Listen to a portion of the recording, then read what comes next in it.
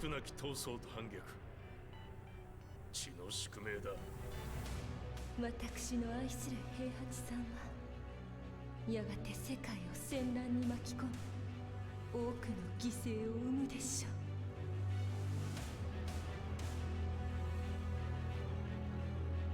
貴様、何者じゃ。我は剣を極めし者なる。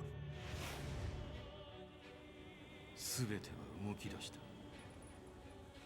もう誰も止めることはできない。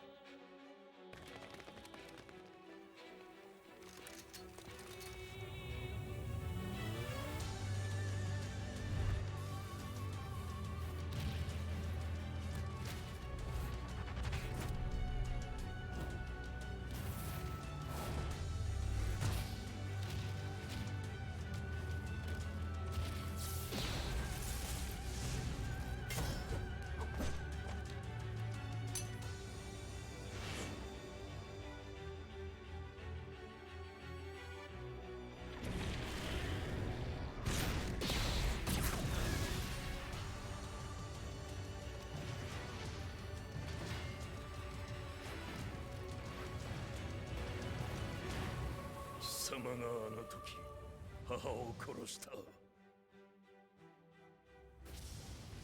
貴様をここで終わらせる。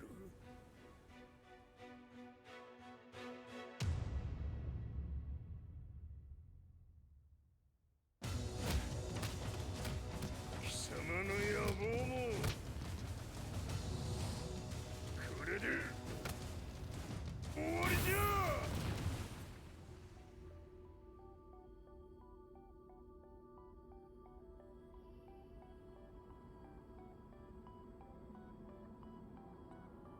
戦いとは最後にどちらが立っているか。それだけのこと。決着をつけるとするか。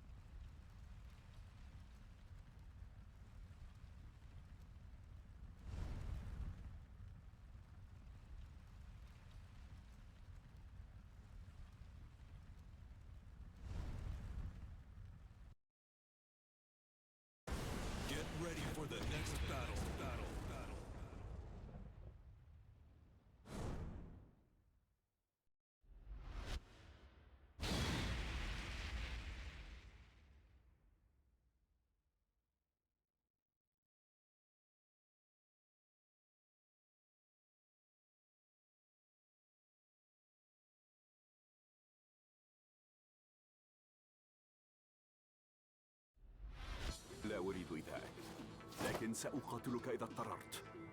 Now, let the show begin. Yo!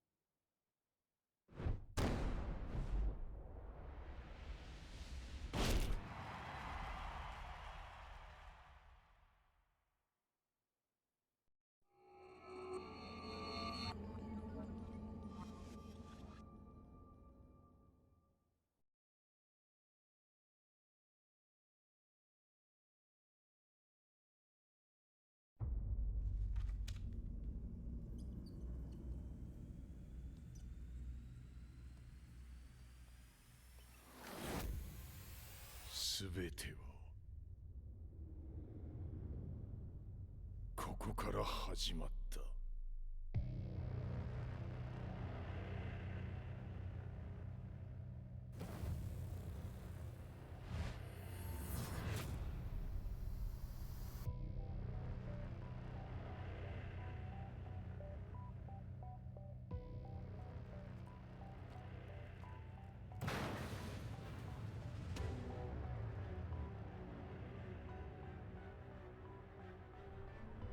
悪なき闘争と反逆、血の宿命だ。私の愛する平八さんはやがて世界を戦乱に巻き込み多くの犠牲を生むでしょう。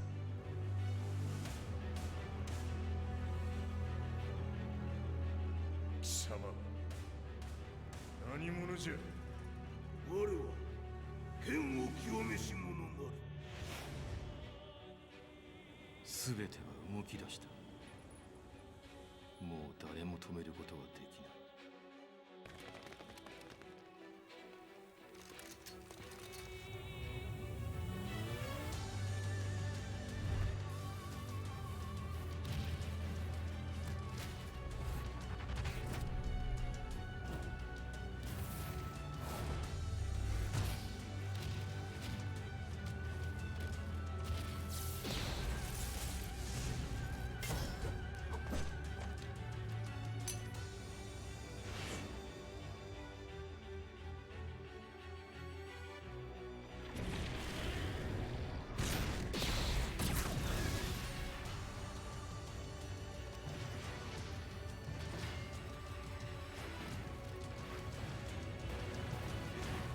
貴様があの時母を殺した。貴様をここで終わらせる。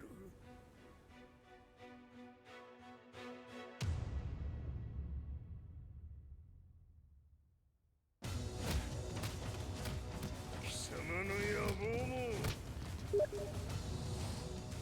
これで終わりじゃ。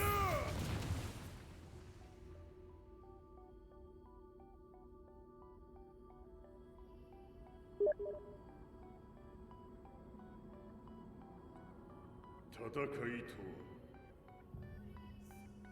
最後にどちらが立っているか。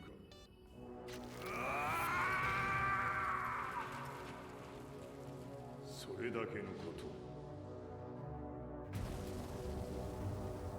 決着をつけるとするか。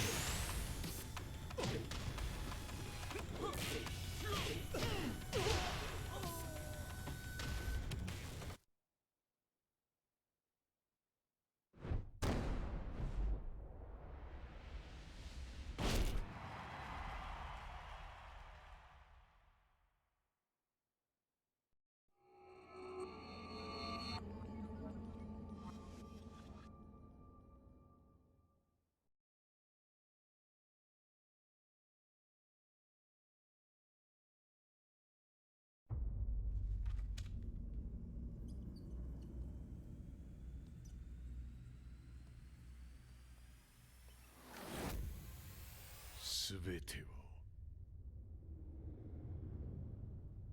ここから始まった。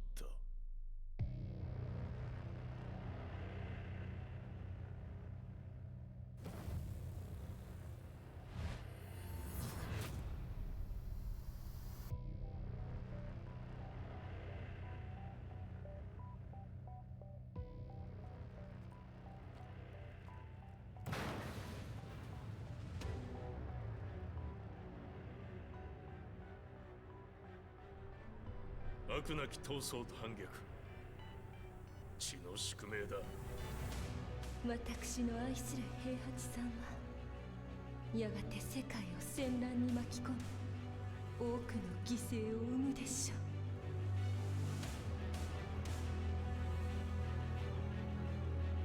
貴様何者じゃ。我は剣を清めし者なる。全ては動き出した。もう誰も止めることはできない。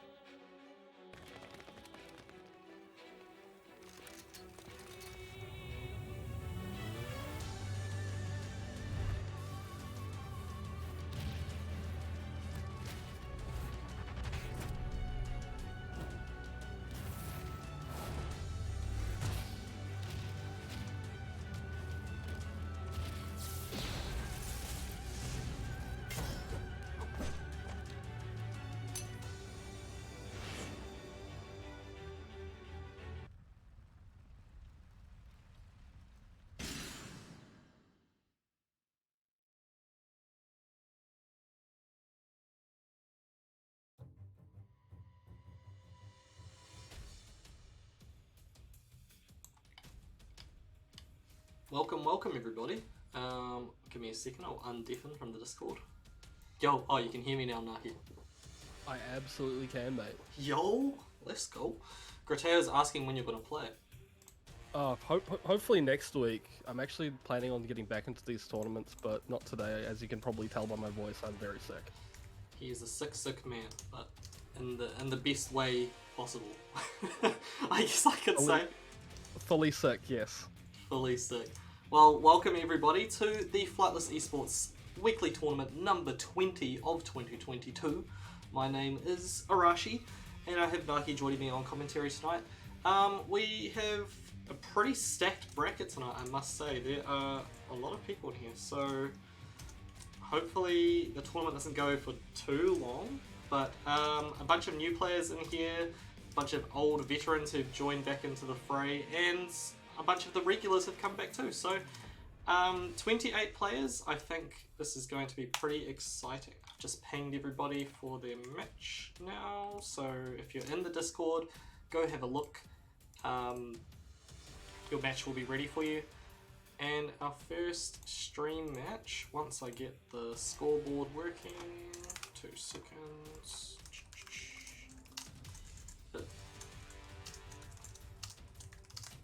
It's gonna be Chairman Pow versus HoneyDipz. Obviously, Chairman Pow plays Armor King. HoneyDipz is Kazuya, if I recall correctly. I do believe you are correct, my friend. Big amounts of waivers. Hey? Oh, who's that? Who's that? I don't know. Oh my goodness. You know, Oi. look who that is. Oi. I'm gonna just turn you up because you're a little bit quiet, but the main man, Jiraxatron, is also joining us on comms, which is great because I have not heard from this man in quite a while. So how are you doing, man? I'm doing good. We're chilling. Been Been playing Elden Ring, to be honest. Oh, all goods. But this is not an Elden Ring tournament, is it? Well, it may feel like Elden Ring for some though. Oh, But that's true. I mean, when you get to the end, it's gonna feel like beating. Who's the final boss in Elden Ring? It is Wowzer, actually. Yeah, Wowzer. Wowzer. Yeah. It's gonna feel like beating the- Wowzer. It's like Wowzer, the demon of Tekken. The Demon of Tekken. Yeah. It was just so Alrighty. odd that they had that, like, crossover. I know. Already It was in the very game. strange. It was very, very strange. But hey, we shall not question the motives. And we will also not question the fact that we'll have some good Tekken coming right up. Absolutely. Chairman Pow, bit of an Armor King player. A very popular Tekken character. Why did I say Tekken? A very popular character, mind you, Armor King. So you gotta know your stuff, you know, when you come across Armor King, because there's a lot of them. Yeah, it is one of the more represented characters in our region. For sure. That alongside, you know, Kazuya, also another very well represented character in our region. That is true. One of Kazuya stands out there. Yeah, so these are two matchups where, yeah, I think you're going to come across them a lot, and it's important to know these matchups in particular, especially the way that Chairman Pao does play. The way that he plays his stuff, he does a lot of things that you should be looking for when you play against an Armor King. Play a lot of setups that you'll see. Yeah, and against also other just Armor King players. screw what we were saying about Kazuya. That's a Heihachi. Yeah, anyway, what a dumb character. Actually, Heihachi is where it's at. Also a very strong character that you're gonna have to know how to fight against. Yeah, absolutely. And I mean, you know, compared to Kazuya, it's a little more seldom that we see Heihachi, but very strong nonetheless. Yeah, very strong. He's got Kazumi's one jab and down 4-1 now, so he's a bit of a poking god more than people. That was a really good whip punish from HoneyDipz. That was very strong. Yeah, nice getting into the wall there.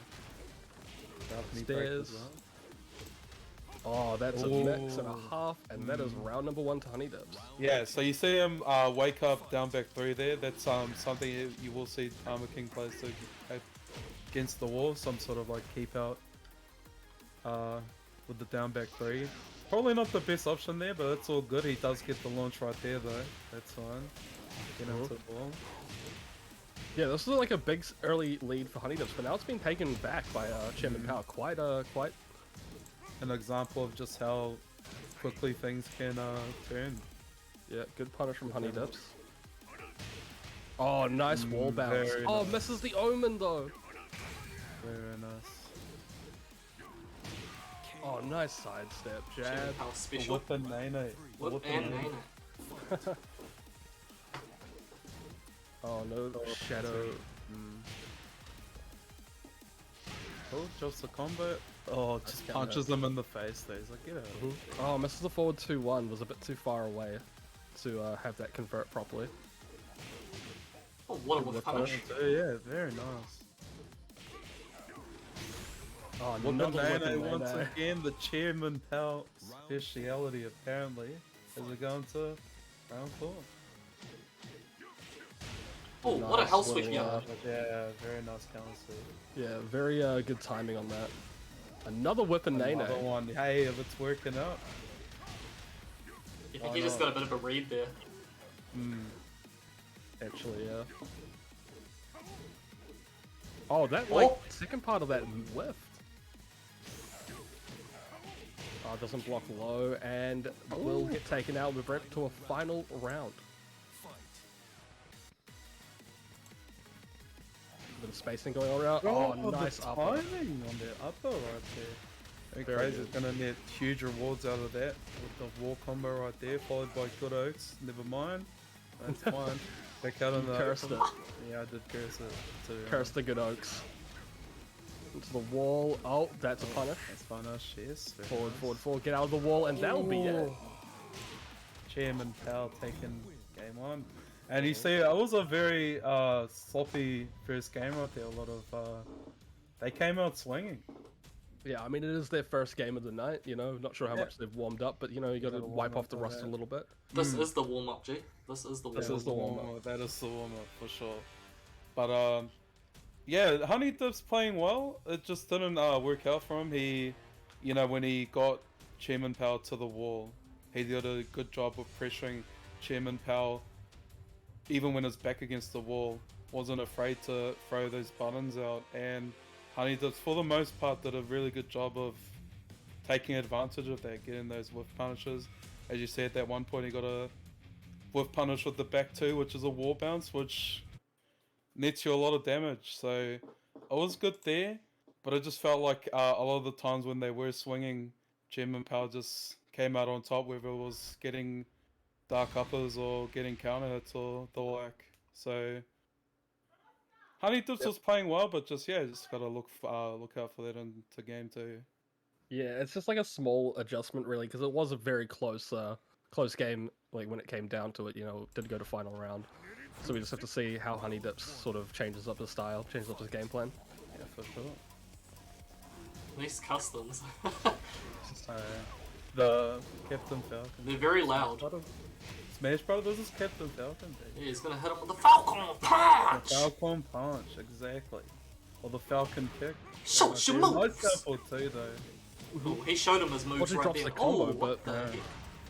Yeah, and as you can see there, it's back against the wall going for the down back throw again. It does work out that time though. Gets the forward 4, confirms the down forward 1-2. Achievement Power ducking for a little bit too long. HoneyDipz says, you better stand up, boy. Oh yeah, just HoneyDipz dropping these combos. It's happened a few times so far already. Yeah. Just this game. You have to wonder if it's nerves going into this. Could potentially be.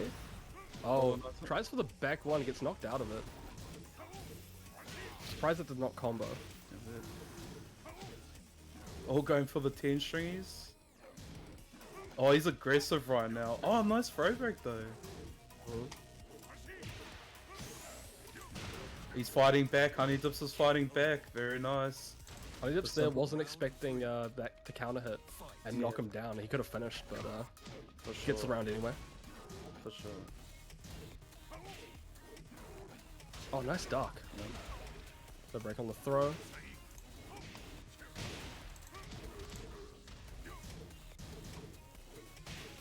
A little bit of poking here and there. Didn't believe though. He did not believe there. No, awkward little like double counter hit there. Both people getting knocked down. Oh no, breaking the giant swing. This will probably be death. That is definitely death.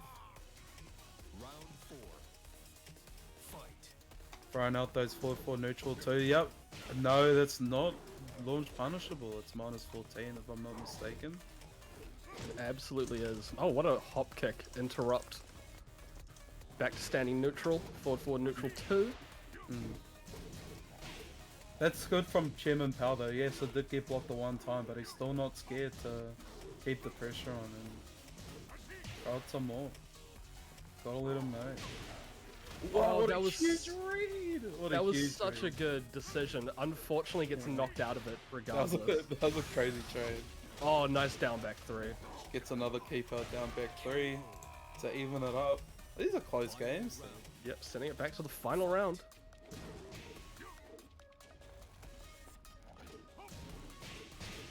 Back 1-2 for the punish. Good What a stuff. steal. Oh, gets electricked.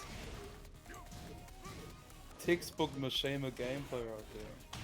Oh, he caught him another down on the back step 3. as well right there.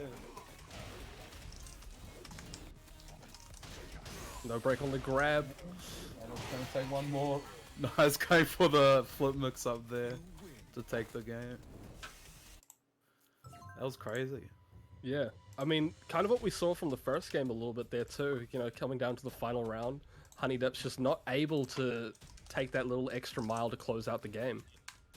Did play really well though. I think just in terms of keeping his composure, in terms of like getting those combos when he converts, and keeping calm, because Chairman Pal was starting to realize, I think, that all he had to really do was just keep on the aggressive and chuck out those throws, chuck out those 4-4 neutral 2s, and just managed to pull off because of that. But no, HoneyDipz played very well there, so Yeah.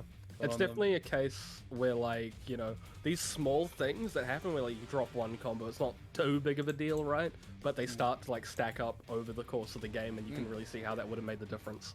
yeah, that's you gotta find that balance, because it's like, on one hand, it's like, hey, you drop one combo, you just gotta wipe it off. In the moment, you gotta wipe it off.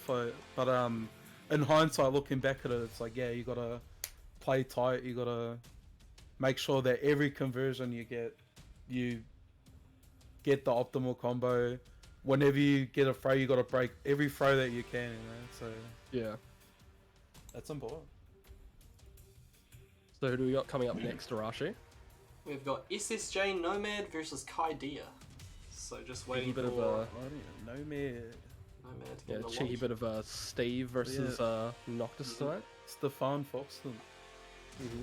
Stefan Foxton, he has made his entrance and he's on the 1 bar, but that's gotta be fake. That's fake 1 bar. No, it's how you make Steve good. After the down forward 2 nerf, After you know? the down 4 2 nerf, it just wasn't the same. Yeah, so you gotta play 1 bar to even it out. Hey, but little does he know that the Noctis also a bit of a 1 bar god. So he's got he's walking on thin ice here, and he's walking he's walking a thin line. The down forward 2 versus Noctis is down back 2. Back Who's to the the 1 down. bar god? Forward or back, you know? Yeah. And I don't like dealing with my issues, so I'm going with back. You know what I'm saying? Absolutely. And going back to the Mishima Dojo, smaller stage, I think SSJNomad could really take advantage of that wall pressure. Hey Arashi, do you have any thoughts about fighting Steve as Noctis? Is there like anything? Well, you can get away with the Sabaki a lot more, which is like a punch parry, because you know he doesn't really have legs, so you can kind of spam that a lot. Yeah. I think you gotta just use your range. It's one of Noctis' biggest strengths.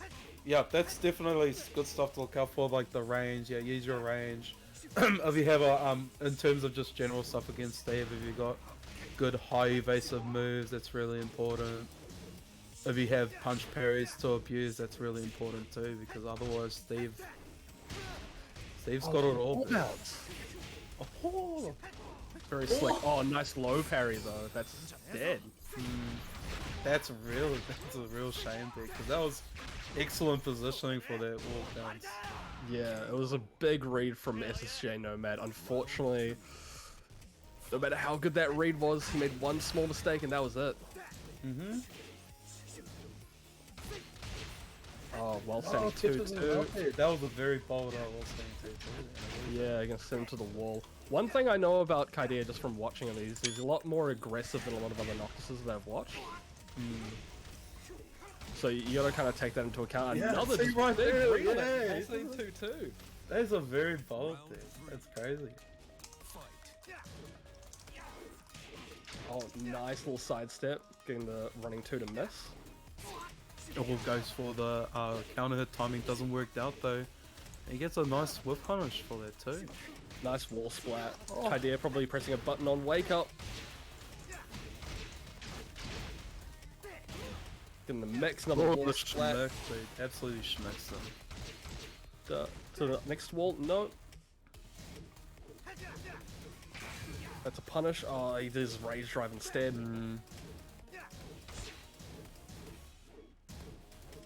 But I absolutely regrets it, but what can you do against that? Taking game 1. 3-0. No run, bro. Kydiah just like amping up the pressure right there. I mean, I guess you could parry with Steve in that situation, but you have to be like super confident on the read. Yeah, you gotta be very confident. Another thing is that he did throw out that rage drive, and you know, once that rage drive's gone, he wasted it in carrying you. Like, there's nothing to be scared of in that situation. His back's against the wall, the rage is gone, and that's really the only thing that you gotta be scared of in that situation. The only thing he can really come back with that rage drive. And throwing it away, he just knew he was licking his lips. Kydiah was licking his lips there. Absolutely. Very aggressive, and yeah. Well, that he nets game 1, no run Brown.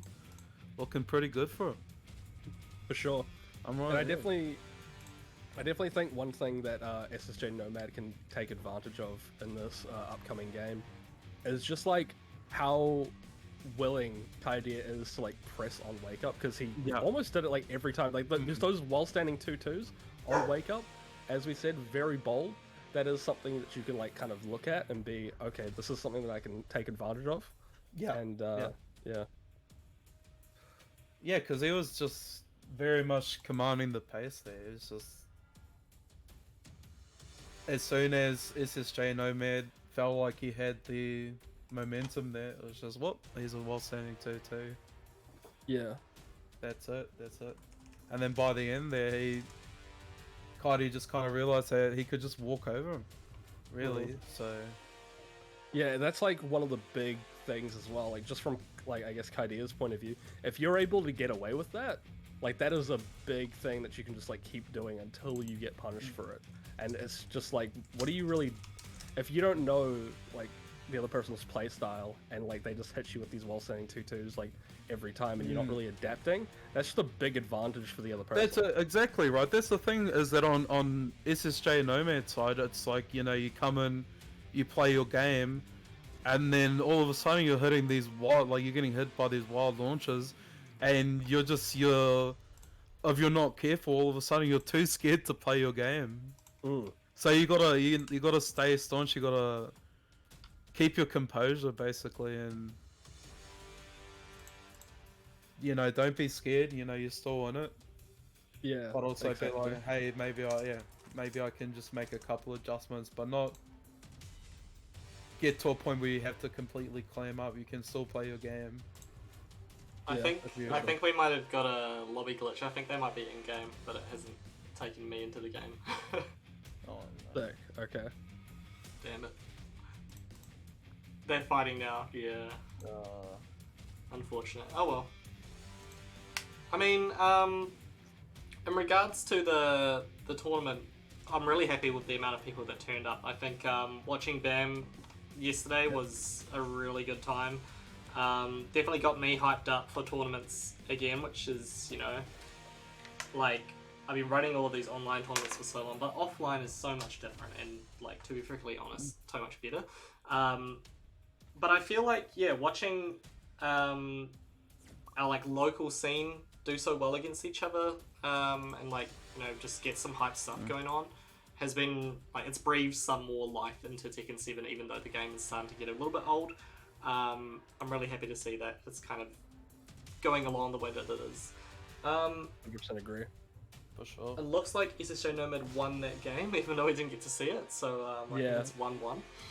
Hey, well, I'm looking forward to see what SSJNomad did different. Yeah. He picked fuck. Guaranteed. He just put, yeah, we just see it as like, fuck him. I was like, oh, okay. Lose game number 1? Alright, we're going back to character select, boys. Hey, man, you gotta do what you gotta do, right? Exactly. A man's gotta do. But yeah, you're totally right, dude, Bam. You so it's simple, dude. You see cool players do cool things in a cool environment. You're like, man, I want to do that too. Yeah, but can we be honest? I think we're all really just hyped about Shani being base boosted in the COBs. That was hey, look, dude, highlight of the tournament. Shani, I think needless to say, Shani's proven himself to be the best commentator in OC FGC, if we're being honest. Probably even worldwide, actually. Yeah, world class for sure. Like, I have no, like, hesitation even saying that. Kind of like how I have no hesitation in saying that we got a game coming up that's going to be good. Steve versus Noctis. And we're going to Hammerhead. Obviously, kind of an awkward start, you know, not back to the wall, really, on either side. And you get wall splats, side wall situations. So we'll have to see how these two play this out. Also, I wouldn't be surprised if we just chose it for home field. Yeah. As we know, home field advantage, a big thing in fighting games. That's huge, dude. Yeah. Huge. Oh, Kydiah with the all white. Oh, nice low parry. Wow, a lot just happened there. And it came out with Kydiah. Oh, he stuck wow, the duck. yeah, that's stuck it delay long enough. timing. Yeah, that's delay timing. Very interesting. Wall splat. Wow, that's the same. That's the same mix-up we saw from game 1. Like, yeah. So I mean, it's just like, you know, he's like hesitating a little bit. Like, Kydiah isn't pulling this trigger straight away, and that's getting SSJNomad to like kind of fuzzy the duck. Yeah, maybe a delay timing on his mix-up this time's really fun. SSJNomad. Kydiah doing a good job of fighting his way out of the wall. Oh, nice little like micro step to dodge out the running 2.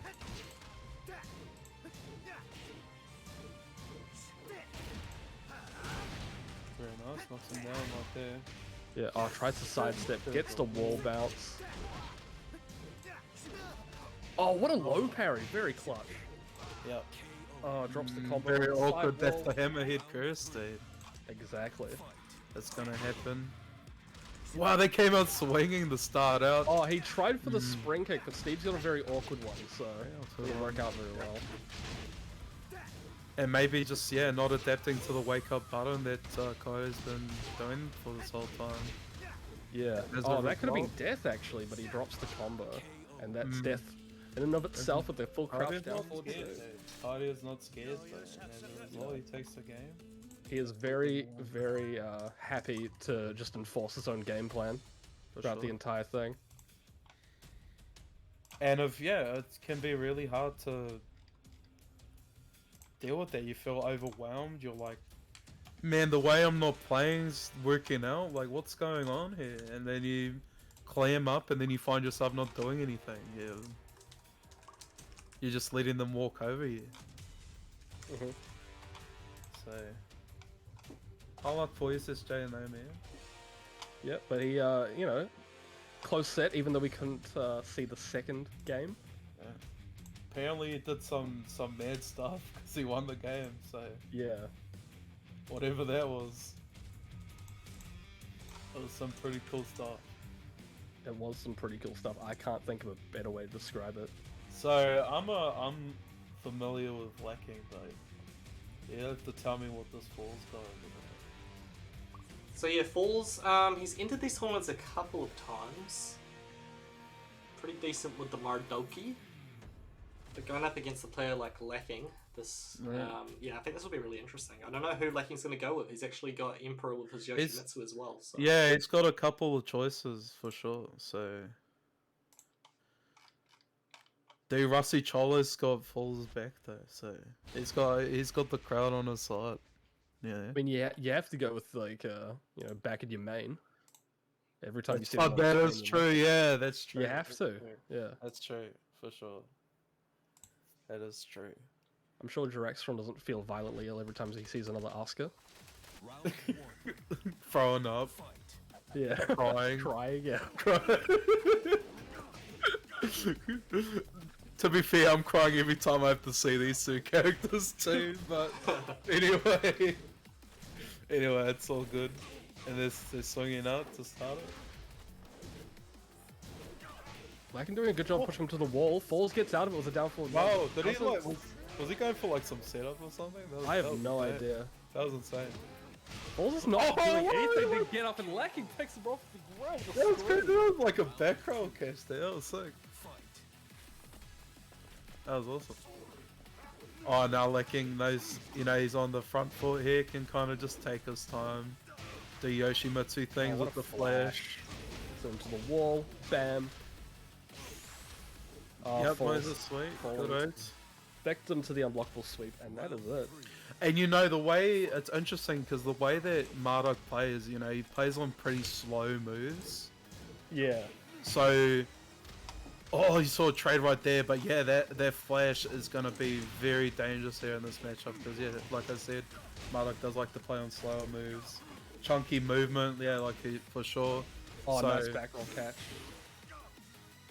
Oh, he caught him right there. Boom. That's the KO, dude. Imagine getting slain like that. Yeah, he's gonna...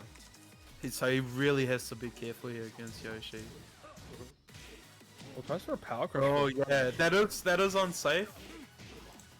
Maybe just missed out on the punish, though. Decent combo. Can't tackle him out of the air, unfortunately. Nice power hit.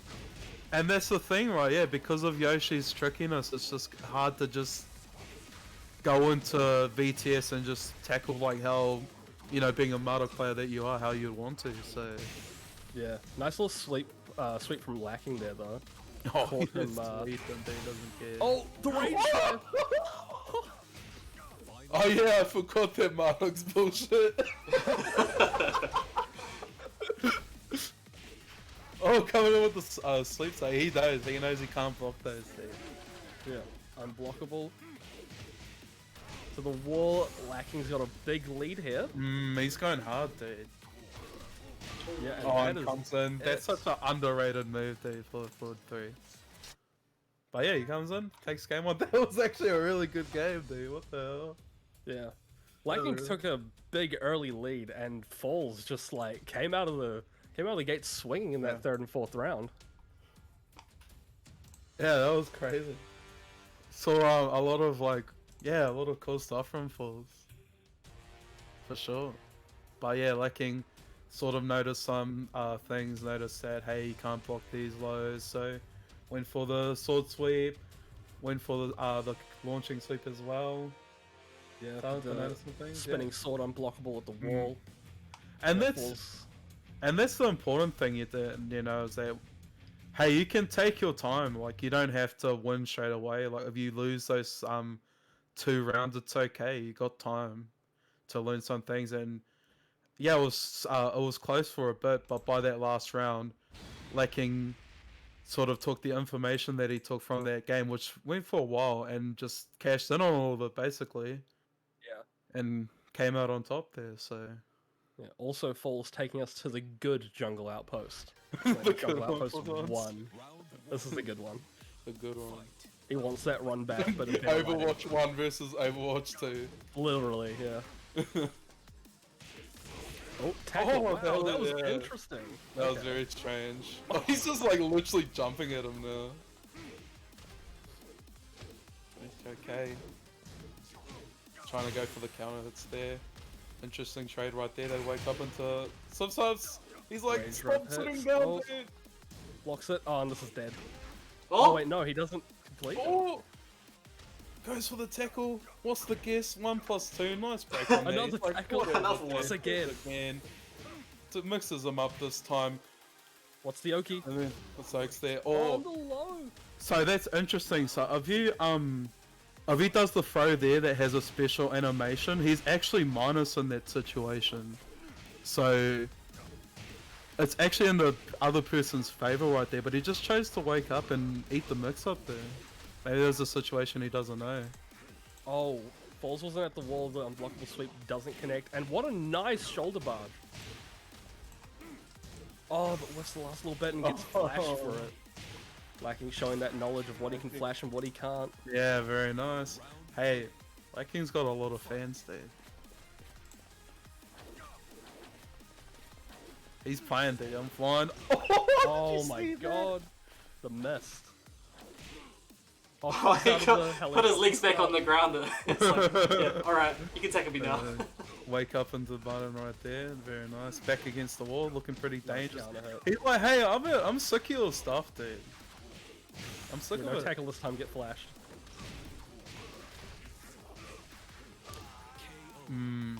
Yeah, Lacking really just turning up the heat right now, turning up Yeah. the pressure. Just Think- like yeah. playing super fast and getting forced to like think about things on the fly. Yeah, Counter hit, he's Lacking. confident that he's licking his lips, he smells blood. Going for the unblockable. Nice low parry, good read. Yeah, for sure. Rage Rod does not connect. Oh, he goes for the flash. Flash against Rage on block, that's such an interesting option. Oh, he's not dead yet. Oh, Like I was standing for. Can I just talk about real quick about how crazy like Yoshi's Oki is, especially against the wall? That's insane. It's one of the best in the game. So, and I think he saw a bit of that with some of the stuff that like him was pulling off there. yeah, I think Rambo would agree with you greatly because he's been talking in the Oh, Discord yeah, for weeks and yeah, weeks and weeks how exactly. Yoshi's like a top Yeah. 3 character. He hates Yoshi, dude. Yeah, Cornwallis is the bane of fucking Rambo's existence, dude. Excuse my French. Watch your language. Excuse my French. It's been a while since we've heard Jero on comms. I'm sure we can Yeah, give we him can some free forgive him. passes. We can forgive him. Yeah. Mind you, Shani did the same thing at BAMI today, didn't he? Oh, did he? Yeah. Oh, He did it like twice while he was like. you know why that is? It's because when we hang out in Discords by ourselves, we're so unhinged. We're so absolutely unhinged that like when it comes time to be a normal person, it's like, uh-oh. You have to like ease your way into it. Yeah, over the course yeah. of like hours. Yeah, definitely. Like I wish I was joking. Kind of Kinda like, be like that. yeah. But what is someone that is no joke? Poco. Yeah, Pretty good Poco, player, Poco. He's good. Yeah, I mean he's been around for a little while now, right? He has, yeah, he has for sure. I think the last time I saw him online was Southern Stronghold in Christchurch, which he made it pretty far in the bracket. He made like deep in top 16. I think he came 9th even. So he's no joke, though. He's good. Yeah, Poco does have a few characters. I've had the fortune to play against his Armor King and his Brian before. Tbowskies picking the Leroy. Tbowskies also been around for a while. So yeah. Oh, I gotta shoot Hwoarang pretty quick. Click on the draw. Take out the round one. We've already seen one Armor King tonight, and Yep, like I said, popular character there. You're gonna have to know what to do against this guy. Oh, nice Oh. side step 2-1. They've sandwiched out the gate into the combo. Low slumping on the wall doesn't get the full combo. Tbowskies with the low. Good pressure. Nice he's parry. There's no respect from either side there. That's a And that is struggle out here. dead in rage against the wall. Good night. A tale as old as time, dude. The giant swing into the wall. Wow, that's yeah. crazy. Nice dick jab to stop the stance mix up. Oh, nice delay. Good stuff from Tbowskies, getting a decent combo down. On the orbital, catching Poco ducking on wake up. On the wall splat as well. Again, Poco either like mashing there, or like just ducking on wake up. Very interesting. It's just they're just wrangling for control here. Just absolutely like an unwillingness from both sides to show any respect, more or less. It's very Nice interesting. block. Wow, interesting hop kick there, but he chose to go out of stance. Yeah, another giant swing. Does Tbowskies take it? He doesn't, and that's dead. Very much so. Oh, could have floated out of that. Gets the lows though, and a counter hit. Oh, Poco looked like he was going for a backflip there. Oh, what a nice duck though for Poco. Power bomb, that's a lot of damage. Oh, it gets floated out of the air on that spring kick. This is gonna hurt for Tbowskies rather. Yeah, and gets a nice big jab to the mouth. And Poco takes game number 1. That was a bit of like a panic rage out right there from Tbowskies. Yeah, for sure. I mean, yeah, last resort. Had no options left, he felt. Yeah. Threw it out. Didn't work out that time. Yeah. I mean, that, like, it was like a case where, like, Poco was really, really close to him. So you could argue, like, oh, well, you know, this is like the perfect situation to use it. He thought he had the read on the timing, but, you know, it just wasn't it. And he gets brutalized for it. It's as simple as that. Make the read, doesn't work out. But yeah, just they came out swinging on both sides. Just oh yeah, like I said before, unwilling to show respect at all. Very scrappy. So just gotta see if Tbowski's just willing to concede respect the next game, or if he'll stay the same and change some things up maybe. Yeah, You know? I do think there was like a lot of like strong things that Tbowskies was showing with his Leroy. He had a few good timings with his parries. He was able to catch Poco doing a lot of things that he probably shouldn't have, like ducking on wake up a couple of times in the same round. But Tbowskies goes with a lay now. The lay, very interesting. Yeah, probably trying to get some schmixes going. Some schmixies. Gonna be keeping him in checks. Hey, I'm like, hey, do you know this matchup? Do you? Do you, punk? Jared, have you got the same? Does your like town have that same fat alarm that goes off? Yeah. Yes, I'm like. I know the vibe. Yeah, I was gonna ask. Oh no, launch. I could just hear it coming through the mic. I had to change the push to talk and I was like, oh. Oh my god, the unblockable doesn't land and he goes over. Yeah, he excellent Nice low block. block, dude. Taking him to the wall right there. Gets up at the right time to hook the grab, and Tbowskies pushing his advantage, and it's working out so far. And gets the first round. Partying hard and it's working out for him, dude. Yeah, work hard, party harder. Yeah, it's playing way is interesting because it's knowing whether you can get away with all this partying and stuff is the difference of like whether it's gonna be a very fun time for you or if it's gonna be extremely hard. Yeah. There's no in between, and it turns out for Tbowskies getting the launch right there, for example, it's party time. It's time. He's not here for a long time, but he's here for a good time. And Nice hook on the ground. yeah, very nice. No, Poco's dealing with a lot of things that Tbowskies is doing pretty well, but it's just not enough at the moment. We just have to see how he brings it back in these next few rounds if he can. Nice wall bounce though.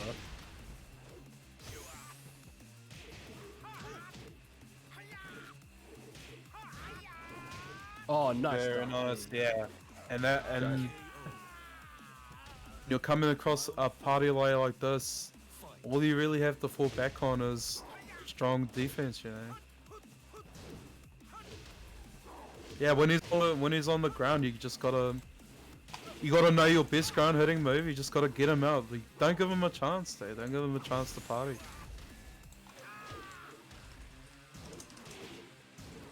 Nice punish. And for the 10 stringies. Yeah. Down front while standing 4, Tbowskies. And Too you're slow of a move. and you can already see here, Poco's adapting really well here. Yeah, for sure.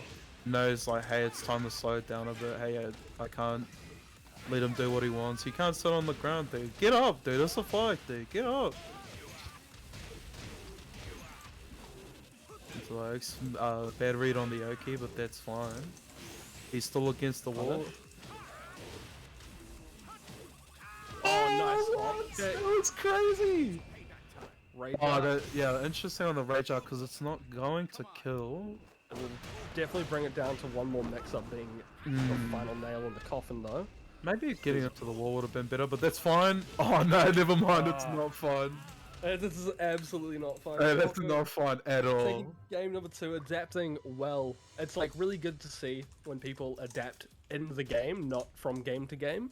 It's just like the speed of which he changed up his gameplay to better suit Tbowskies' lay pick. Very good from Poco. Yeah. Like I said, you know, when you got a lay that's coming at you like that, it's just about falling back on defense, more or less, being like, hey, he's on the floor. Yeah, he can't hit there for 3. You just got to get him out of the floor right away. And when he's doing stuff like back 2, 3, you got to duck those every time. So, and that's what Poco was doing, and that's why he got the win. It's as simple as that. So good on him. Alrighty. So Who's by the way, who's Sleepy got? do you want to guess who that That's is? Tupai. Yeah. Oh, Tupai! I told you not to enter, dude. Go get some sleep, dude. What the hell? He was trying to get around like your message, but he has been caught. That's not Tupai, sorry, that's Got. There's got Yeah, Game they're Sleepy different Game people. of Thrones. Different people, I promise. Sleepy Game of Thrones. Sleepy Game of Thrones. Wait, what's this first stand here, dude? Who's playing with Cucaracha? He's gonna get wasted out here, dude. What? Yeah, so Wowza had a mishap with his client after he deleted Kunimitsu from the files. Dude, first down's like can't enter his tournament, dude. He's gonna get wasted out here. Anybody's true. welcome. Look, Yeah, Wowz's made it to Keep round 3 gatekeeping, winners bro. side. Keep gatekeeping. Wild was free to open it here, enters the first stand, get some experience against good players, you know what I'm saying? Yeah, exactly. Anyone's enter, doesn't matter the skill level doesn't matter the rank. Everyone's free to enter that and have fun. Unless you're playing against Kazuya, in which there's no fun to be had for Wowzer. No, yeah. Even if Wowzer wins this, it's gonna be a sad day regardless. It's a sad day for Wowzer. Yeah, for sure. But I have seen that he has been playing a bit of Negan. Yeah, Wowzer has been sending the Negan these past few weeks. I think like last time he played another character was probably weeks ago at this point, like 3-4 weeks ago. Oh look, I'm telling you now because I have experience against Negan's Wowzer. That it's no joke, dude. Negan's Wowzer is no joke.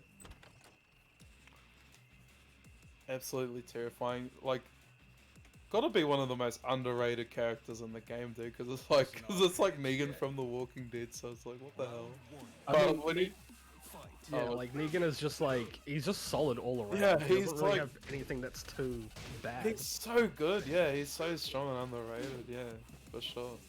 And surely you guys know now because Wowzer's been terrorizing these tournaments with this character. So hey, but on the other hand, Cucaracha's like, don't talk about Wowzer, dude. Talk about me.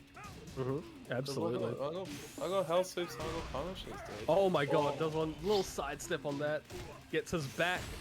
That's a lot of damage. And a down back 4 to close out the round. Round 2. Fight. Wow, it just turned so quick, dude. The tides. Yeah. Oh, nice electric. Yeah. Oh, misses the third one though. The Cucaracha's got those, dude. I mean, look at that, just like gets one counter hit and now it's all the way down to half HP. Another counter hit. Round 3. Excellent textbook use of movement, by the way, from Wowzer. Yeah. It was definitely a case like where like I feel like if Cucaracha had not dropped the combo in that last round, we could have seen a very different set of circumstances. But Wowzer just has like such a lead in all of these rounds now, and another good counter hit and good night.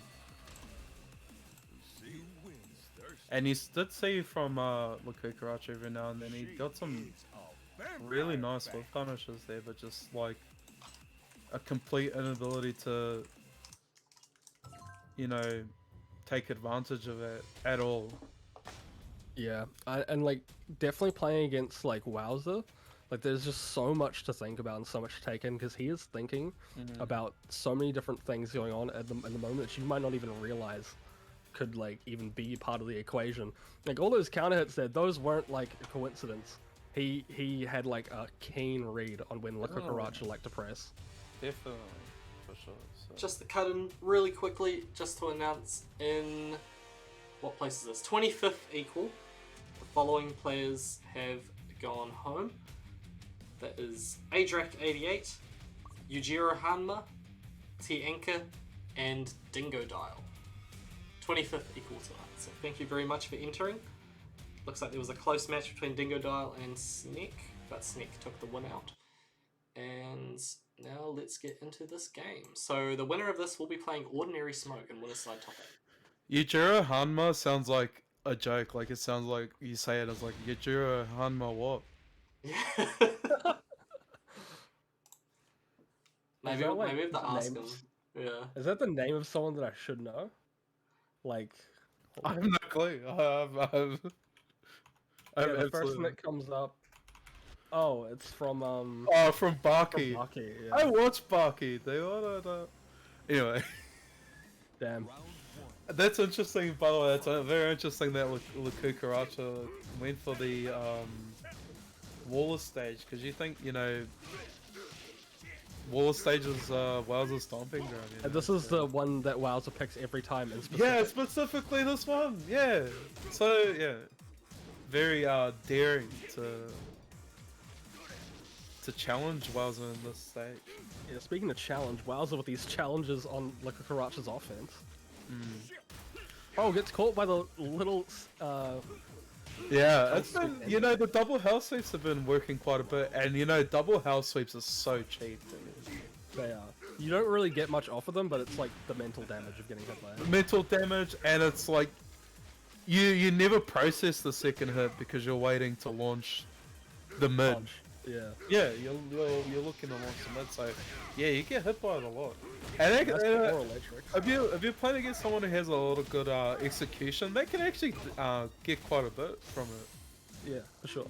So yeah, that's interesting. Oh, I guess Not enough, counter but hit. no, it's yeah. Rubbed in the face with a barbed wire, and that is lights out. Good punish. And I think it's a real testament that, like, yeah, we're talking about these very, very specific situations where the Cucaracha is playing really well, like just casually doing the neutral hop kick right there, talking about all the house sweeps he's been hitting, all the, like, with punishment he's been getting, and it hasn't deterred Wowzer, like, in the slightest. He's still in control. Great while standing 2 with punish. Oh, tries to go for the rage drive. He's still, yeah, it's still, yeah, it was still that easy for him. Nothing, none of all the good things we were talking about in terms of, like, what the Cucaracha was doing deterred Bowser at all. He was still in control the entire time. So Ironclad mindset. Yeah, it's Exactly, really yeah. hard to throw Wowzer off as well. yeah, for sure. Very for sure. level-headed, very calculated. Alrighty, so we are going to be getting a player that we've already seen tonight coming back onto the stream, and that is Kydiah, who had an upset victory over our second seed Pumeister, 2-0. So it's Kydiah going up against PABZ for a spot in winner side top 8. Good to see PABZ back in these tournaments. Most definitely, yeah. So PABZ used to be a tournament regular with his Hwoarang. Took a break for a little while, it seems, and now he's back, and he's still looking good. You know, knowing what I know about, like, what I just saw from Kydiah, and knowing what I know about Hwoarang, it's going to be quite a bit of a struggle for power. You know, like a struggle for who dictates the pace here, I can imagine, going into this game. Yeah, for sure. You know, Hwoarang is that character that does like to keep on the pressure, but, you know, we've seen Kydiah, how he likes to play, the sheer aggression that he likes to show. So yeah, I can imagine this game just being an all-out slugfest, being a struggle for who gets to be on the front foot here. And considering that I got to see Kydiah, you know, I can imagine it will be him coming out on top, because well, he can be very commanding. Yeah, exactly. But So, hey, you know, things can change on a dime. Exactly, for sure. Oh, that beautiful counter out the gate. Yeah, just not. And yeah, that's I feel like that's a big thing that PABZ needs to look out for. Just like, yeah, Kydiah's going for these big swings, but yeah, they can be quite slow, dude. So just don't let him do it. Just gotta counter hit him if you can, like he did right there. And now look, he's got the momentum. He's punishing these buttons. He's punishing these spring kicks very nice, and he's got round 1 just like that. Yeah, one of Kydiah's strengths that we've seen so far is just his ability to get those wall splats off. He is great at mind gaming those, very unaware of Noctis' wall game. And that was a big showing in the first round from him, but PABZ taking round number 1, and it's already in a pretty good position for Kydiah. PABZ taking advantage of his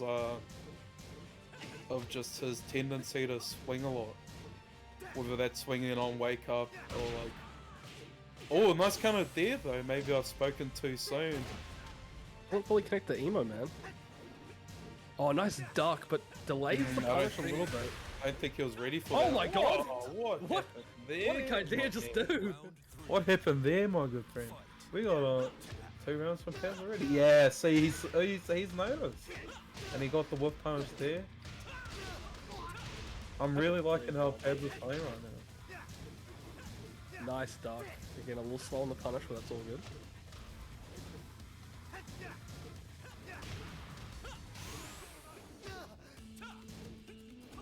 But like you just see like Kydiah just like getting hit by all these things in the middle of strings because he's like very eager to press.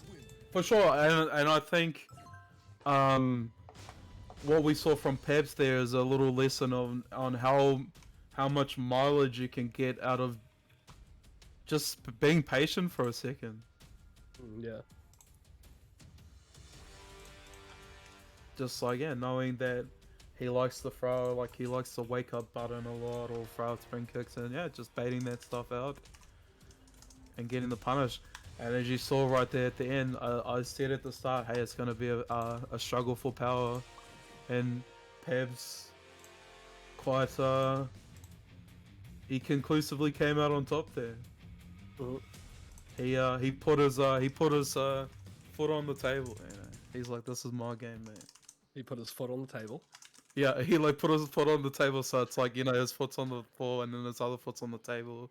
He's like, I got this, buddy. Okay, sick. Gotcha. Oh, Kydiah, yeah. Okay, Kydiah does have a Ling. I actually didn't know this. It's interesting. Yeah, he pulled it out last week, I believe. We Yeah, have another very Ling player in bracket, Lazy Ass Overlord. I'm not sure if they're still jamming, but He just got eliminated by SSJNomad 2-1. That's was, that's top interesting. 16. I think you guys would both agree with me when I say that like Xiaoyu is an extremely represented character in this country. absolutely. So I know, so I've been playing against Lazy Ass Overlord a little bit recently, and he has a goal of becoming the Ling of New Zealand, and considering there's only 2 of them so far, Hey, goal's probably yeah, pretty Hey, Lazy Ass Overlord, reach for the stars, buddy. Reach for the stars, bro. Good on you. Yeah, for sure. So. Oh, nice rage drive with the blocks.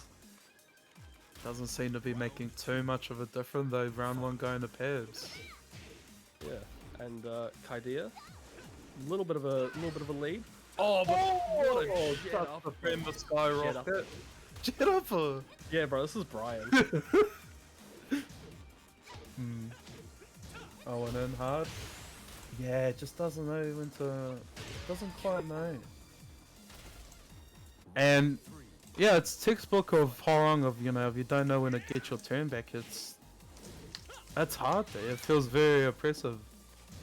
Yeah, no launch on the back 3. Obviously, it's like back 3 is one of those moves where like someone just throws it out and it's kind of like too surprising to punish. It's too surprising. There's a lot, like it recovers fast. The animation recovers fast, so Yeah. And the pushback as well. Yeah. Makes it really. Oh, the sweep is big here. It's Hey, gonna the even up the comeback life a starts little now. Comeback starts now, buddy. Anti-hit mix-up right here, coming up here. Into the mix-up. Wow, bit. very Or nice. closes it out. Yep, safe. That is something that you gotta like keep in mind when Hwoarang's on low HP, is you have to like expect the rage drive, because even if it's blocked, he gets a lot of plus frames, and it enforces another mix-up. Very strong rage shot. Alrighty. Very mean. So that means PABZ has made it into winner's side top 8. He's going to be going up against Got, also known as Tupai. But that'll be on next, because now we're going to have Wowzer returning to the stage, going up against Ordinary Smoke from Hamilton, I must say. Smoke. The ordinary smoke. Very strong player. I managed to take him out and lose his finals at Handbats on Saturday. 3-2, so it was pretty close. He has been bringing the fire. He might say he's retired, but you know who else is the retired? Rambo, and he won the whole thing on Saturday. So these Maybe that's the players, secret, is retire. Or just tell people you're retired, and then it makes you Yeah, well, that's like the pre-excuse, right? It's like you're pre-loading up on excuses. It's just like, oh, well, I'm retired, so if I lose, you know, it's because I'm retired. But if I win, guys, how'd you I'm lose to retired, retire? dude. Yeah, I'm retired, dude. Just letting you go. Hey? But before I say anything else, I can also announce in 17th equal, the following players went home. Tbowskies, Exilus, AGNK, also known as Chill, Usada, FallzOver, MH's Nike Load, Mr. the Captain, he had to go out by DQ, and Sneak went home in 17th equal. Good on So you, about Snake. Chill's like AGNK, does that stand for all gas, no KBD? Because I saw his name like that on Steam once. Yes. Well, He's is that my supposed to secret to reveal? I'm not sure. Oh, interesting. Going with the thing here. Ordinary Smoke does have a good thing for sure.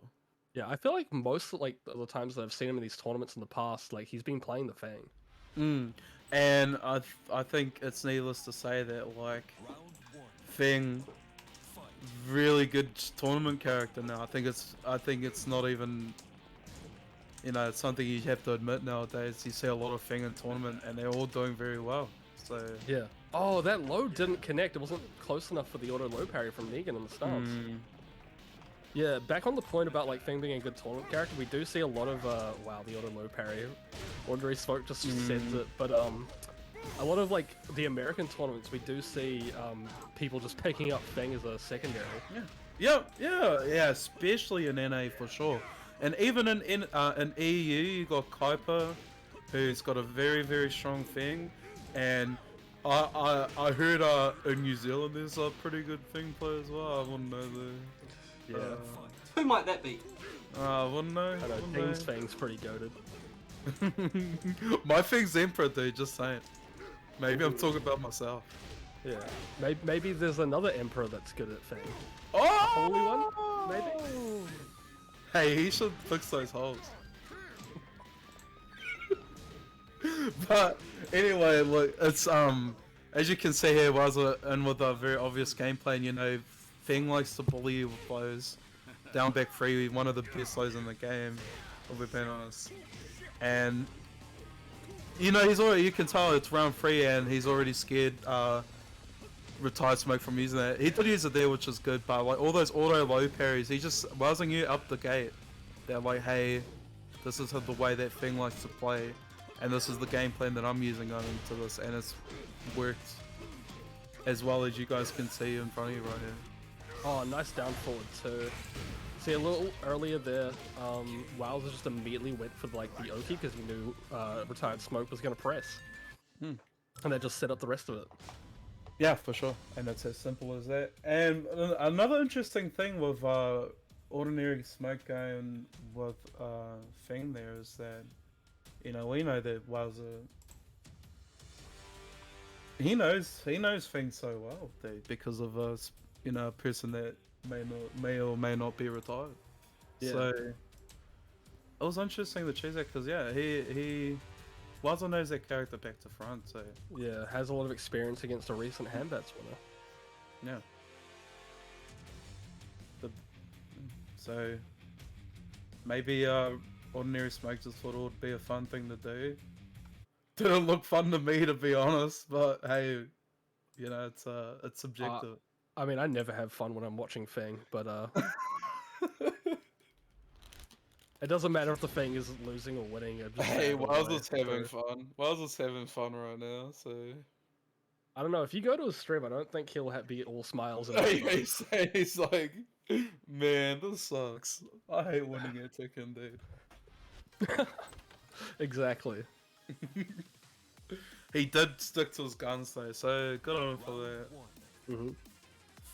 Yeah, Feng's so good now, dude. Do you think it was just a lot of people like underrating him, or was there something that actually changed about him Yes. that made him like top tier? I do think that he's look, like Rambo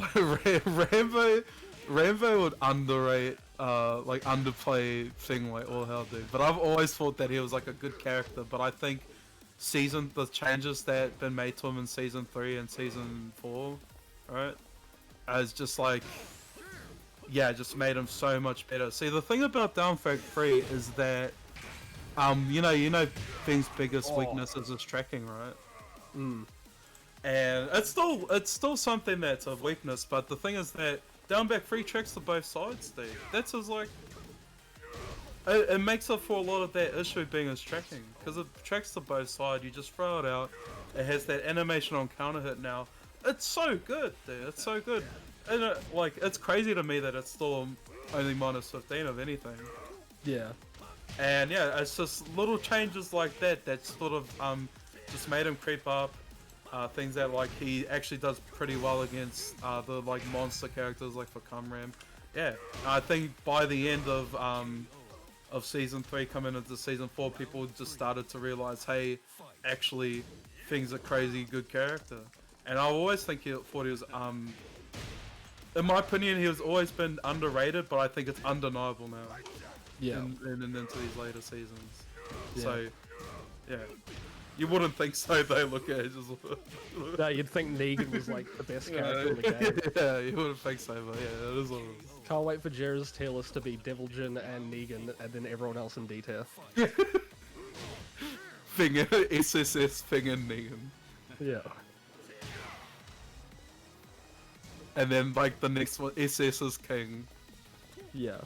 Dude, King is actually, like, crazy good.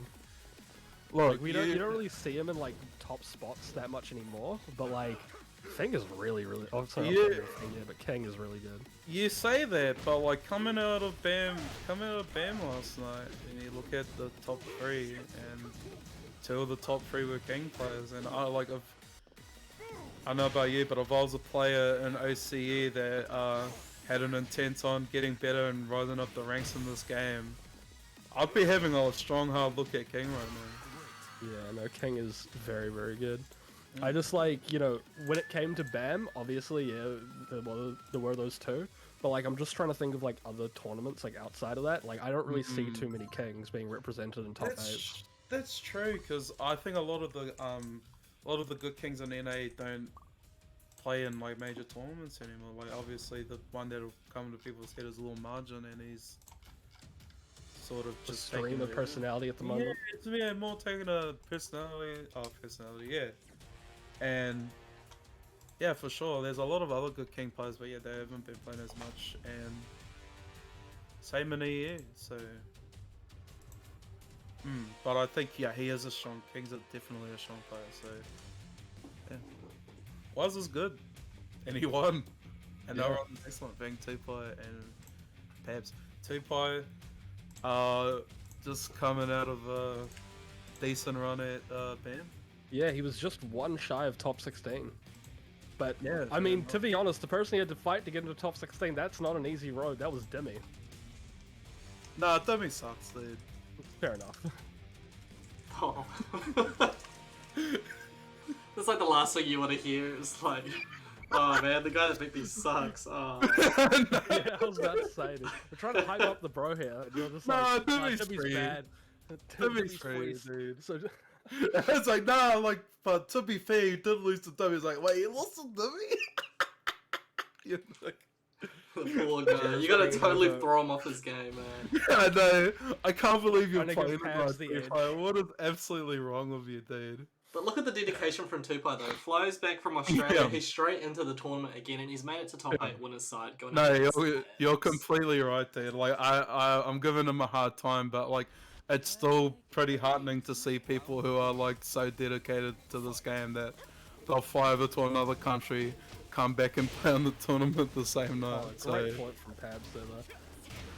Yeah, I feel like it's an awkward time to really have that sort of dedication because we're like on the brink of a new game, but it could be like a year or even more till we get it. Yeah, who knows? But it is good to know that there are people who just like the game because they like the game. Yeah, for sure. Oh, nice block from PABZ. That was a very commanding round from PABZ. Hey, PABZ was like, hey, talk about me, dude. I'm good. Yeah, look at my bandana and my yellow jacket and my leather pants. It's so ugly. Oh, nice. I was about to say he's looking swagged out. Okay, never mind. We got completely different tastes. Oh, those don't. Yeah, that's actually Donut Pro. There's a good option because as you can see, you went for a wake up armor move there, and that armor move is something that Kunimitsu players like to do when they feel like they're cornered and they want you to get off them. So yeah, Cornwallis was calling that the back 2-by. Yeah, the back 2-pie, the 2-pie special. I was like, damn, the 2-pie special when he went for a Rage Island tournament. Yeah. Oh, nice punish. Into the pro. It's been looking like an uphill battle so far, right? Like, 2 rounds down. There's the back 2-pie. Yeah, tries for a dick jab there. Honestly though, like, just watching like from like some of PAB's behavior when Tupai's been doing certain things, PAB's actually looks quite prepared for this Yeah, match. interesting, very interesting. You know, a lot of times when we watch Tupai play, like there's a lot of times where you just watch the opponent and you can kind of get a grasp of how much they know how to play against Kuni. Against And, Kuni, but also against just Tupai as a player. Like, Yeah, I mean, you know, as we like people play their mains like all different ways depending on like you know who's playing the character. yeah. And it's And you see Tupai go out into these like tournaments against Australians and stuff, and you see that they can find it pretty tricky to react to a guy like Tupai coming out. Yeah, see, doing what he does there. yeah. And yeah, because Tupai is such an interesting player. Yeah, he does have a very particular way he likes to play, and if you're not ready for it, he's absolutely going to blow you up, just like this. Yeah, You know? what a comeback. 3 rounds straight. It was a lot of times of just PABs like getting counter hit there and not really understanding what to do against Kuni in those situations on wake up, and like Tupai was just able to mount his pressure and keep going. For sure, dude. But yeah, good. Not bad from PABZ neither though. No, he did show a lot of knowledge in those first couple rounds, so we'd definitely just have to see how he changes it up. For sure. Who knows? Not me. But surely PABZ knows as we're going. Surely, PABZ. Surely. Can we get betting odds on how much PABZ knows from Jero? How much does PABZ know, dude? My bet is $20 on quite a bit. On quite a bit. All right, bet. I'm not sure how we quantify that at all. I guess if he wins here. Hey, we'll see. Precipice of Fate, probably a pretty like even stage for the both of these characters. I don't think either has too great or small of an advantage on a stage like this. For sure. But like, even regardless of the stage, you can't ignore Kunimitsu's movement, which he just used right there. Very nice. Oh, nice. Gets the back 3 again. Tupai caught.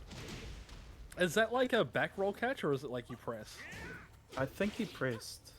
Good break. Oh, he broke it. Oh, that was crazy. I kicked out of the throw break. Tupai, you madman. Oh, nice that could have been a movement big from punish. Oh, that was very awkward. That was really unfortunate, PABZ, actually. He had Yeah, a good wall very big missed position there. opportunity. Yeah, really, he had good wall position. But They that's drive okay. into the grab. Goes for it again, not breaking this time.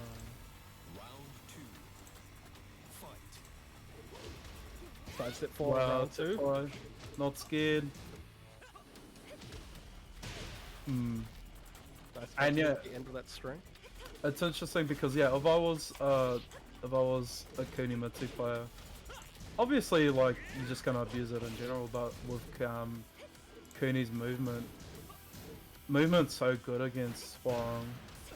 Yeah, That's sure. backdashing away from his mix-ups or using sidestep left to get out a lot of mix-ups as well.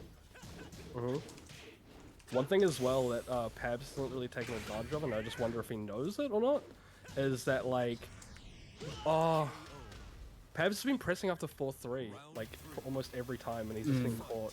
But that if you block those down back 3s from Kuni, you can actually beat her while standing 4. With You can beat her, with their own. Yeah, you can punish Yeah, her. and PABZ has a better, or Hwoarang has a better while standing 4 than Kuni. So Yeah, you're definitely right there.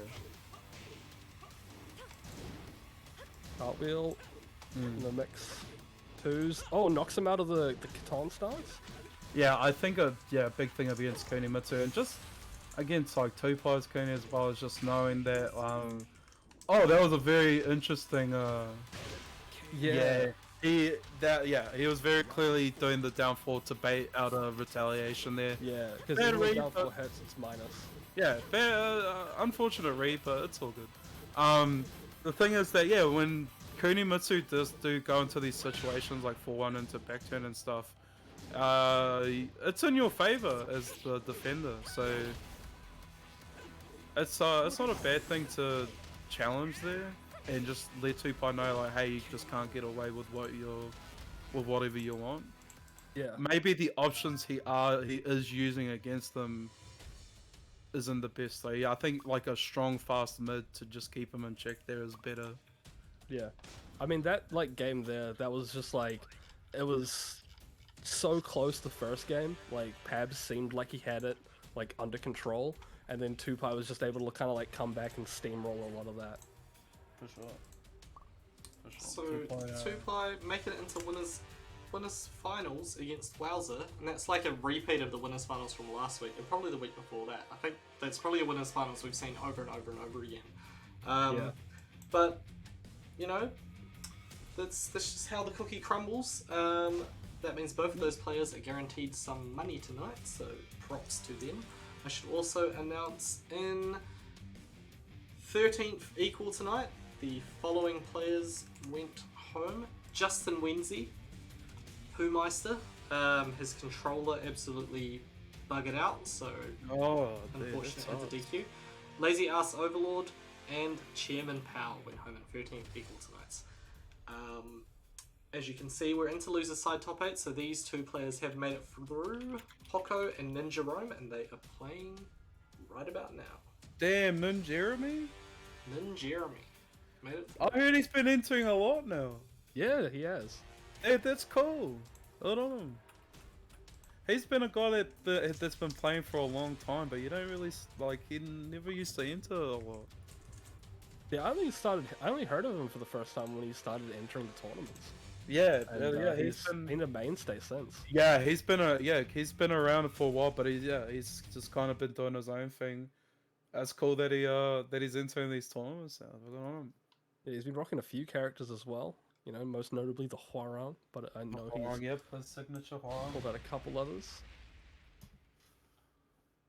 Hwoarang and Armor King and Forgotten Realm. And then that picture of Hwoarang is like, hey, stop calling him ninjarome. Yeah, exactly. That's exactly what he's saying. Oh man, Armor King's dude. So many people play this character. He's such a popular character. I have Armor King as like a loose secondary. Yeah, I played a bit of Armor King too. But anyway, going into game 1 here. Yeah, ninjarome with the Bayek custom. Oh, nice timing on the lariat there. Drop kick. Droppy kicky. Bit of weird sidewall pressure right now. Just like staying at range. Oh, in the thread as well. He's the safer round ender. Just staying at range and just catching his timing on everything with the lariats and whatnot. Man, you gotta be really careful with how you punish that drop kick, because not a lot of things will hit, and situations like that will happen. Yeah, definitely ideally you would want to low parry that, but in the heat of the moment, it's not that simple, you know. Yeah, if you don't low parry it, just your best OP option. What a combo, it was like 60%. Yeah, Yeah. Hwoarang moment right You know, there. the thing is that, you know, you see people on Twitter post, oh, here's this epic Hwoarang combo. It's like, no, it's not. Hwoarang does like 80% damage all the time. Yeah. Yeah, it's He really legit nice just tech from set played ninjarome. that man to death within like 15 seconds. I mean, that's just Tekken 7 in Season 4, right? But Pretty yes, much. but especially with Hwoarang, he's always been a hard-hitting character with his combos. Nice block. Again goes for the wall standing 4. That's not the punch for it, unfortunately. Oh, back 3 whiff. 2-1 will, or forward 2-1 will close it out. Just staying at range and just being comfortable at that range as well. Oh, what? Oh, just the frame of Skyrocket though. Yeah, I'm glad, because I was seriously about to say straight up around. Bro, I was seriously, I don't know what's wrong with me, eh? Oh, nice block and an excellent punish as well. Gonna get him through the wall and it's gonna end it. Brutal stage for stuff like that. The wall And the killed him. frame, yeah, and he knocked them out too. Imagine hitting the wall and it knocks you out. Oh. And yeah, but see, that's the thing about what ninjarome's doing right now. He got on there and he was putting in his pressure and then he backed out. And that's the range where Poco's winning. Like, you want to stay in there, dude. Wall damage. Ninjarome does have to get out of the wall right now and gets wall bounce for that. Yeah, And that'll be yeah, it. that was a crazy wall bounce. Yeah, just like what I just said. He, you know, he's playing Hwoarang, and I know Ninjarome's the sort of player that does like, even though he's playing Hwoarang, he does like to play a little bit more patient and like stay at a range. But he's clearly not winning at their range. Poco's getting all those lariats on him, and he's very much comfortable at their range. And then, like I saw there in that last round there, Ninjarome was comfortable, he got in, he was laying on the pressure, and then he backed out. It's like, no, Ninjarome, stay in there, man. Stay in there. You got the pressure on him. Yeah, So- it's one of those moments though where like I feel like, you know, Armor King does have a lot of very, very fast counter hits. You know, he's got the back one, he's got wall standing 2. It's like those moments where it's just like he's trying to play it safe, but like in a situation like that, I feel like pushing his advantage probably would have been the better option. Yeah, you're definitely right, but yeah, he's got those options, but he wasn't milking it out of him. He wasn't putting him into a situation where Poco was feeling uncomfortable, where he felt like he needed to panic maybe. Yeah. So yeah, maybe something that Ninjarome needs to do on the second game. Yeah. For sure.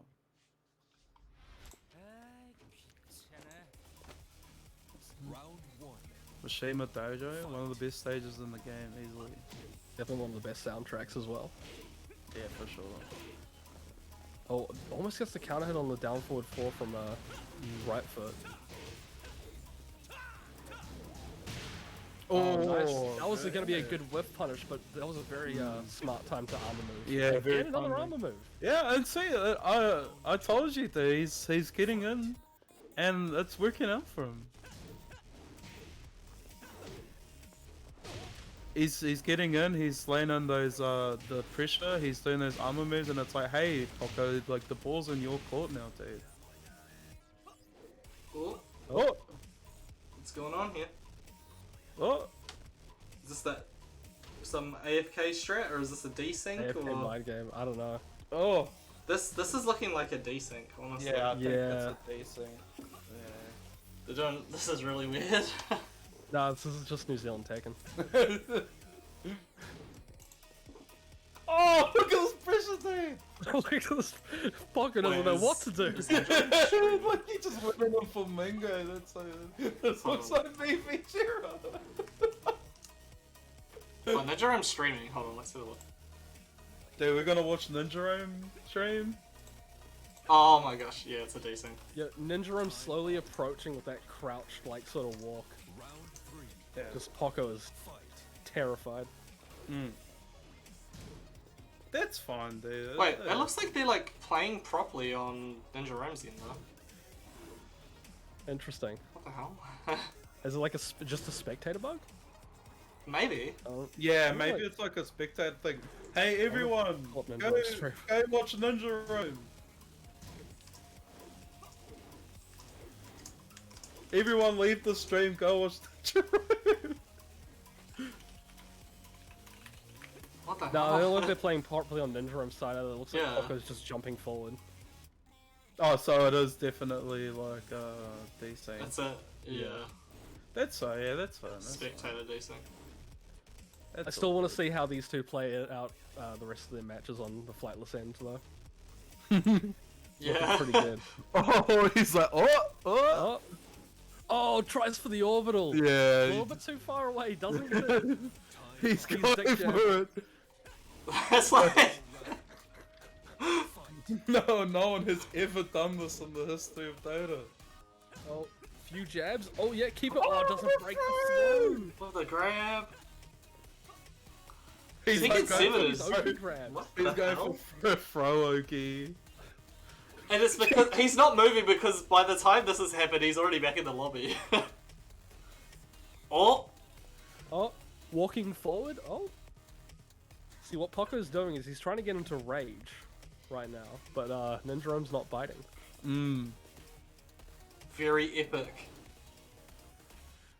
Oh, What? Poco, you should have pressed 3 a little bit earlier when you were in Yeah, range. yeah, Think yeah. about Oh, the idea. oh, boot him in the head. Everyone in the chat needs to pay attention to this because this was mental warfare. Knuckle sandwich mayonnaise with a relish. Oh, Oh, knocks him out of the 3. That's crazy. So true, bestie. what the hell, man? Oh, so the ninjarome, which is slight lead. Oh my god. he did win the game on his end. If you go to his stream, you could watch the actual match, and he did win. Yes. Oh, man. Let's hope So that doesn't happen 1-1. again. So it's like officially 1-1. It's officially 1-1. Yeah. Okay, good. I know that was some absolutely riveting gameplay, but yes, ninjarome did get a win there. That timeout there, you know, they just really took it down to the wire. Before we say anything else, I can announce the players who were just shy of top 8, the players who went home in 9th equal, were HoneyDipz, Francium, SSJNomad, and Kydiah. So thank you very much for playing so close to that top 8 spot. Sad to see you go, but hopefully we'll see you next time. I look at a lot of those players that did come 9th, and it's like, damn, they've been grinding, dude, and they've been like it might not feel like it for them, but like I can tell you as a player who like hasn't been watching these lately, and then seeing it, and then like, hey, dude, Freakum came 9th, dude, like he's been grinding, dude, got him. Yeah, we don't really see Frankie played in many of these tournaments. Yeah. Last one, I actually don't remember the last one he played in. So like, yeah, I think what I'm just trying to say is that, you know, the work pays off, dude. Like in subtle ways, it creeps up until, you know, next thing you know, you're like Tupai, you're in winners finals against Wowzer. So keep up the grind, dude. Keep struggling, fellas. Good on you.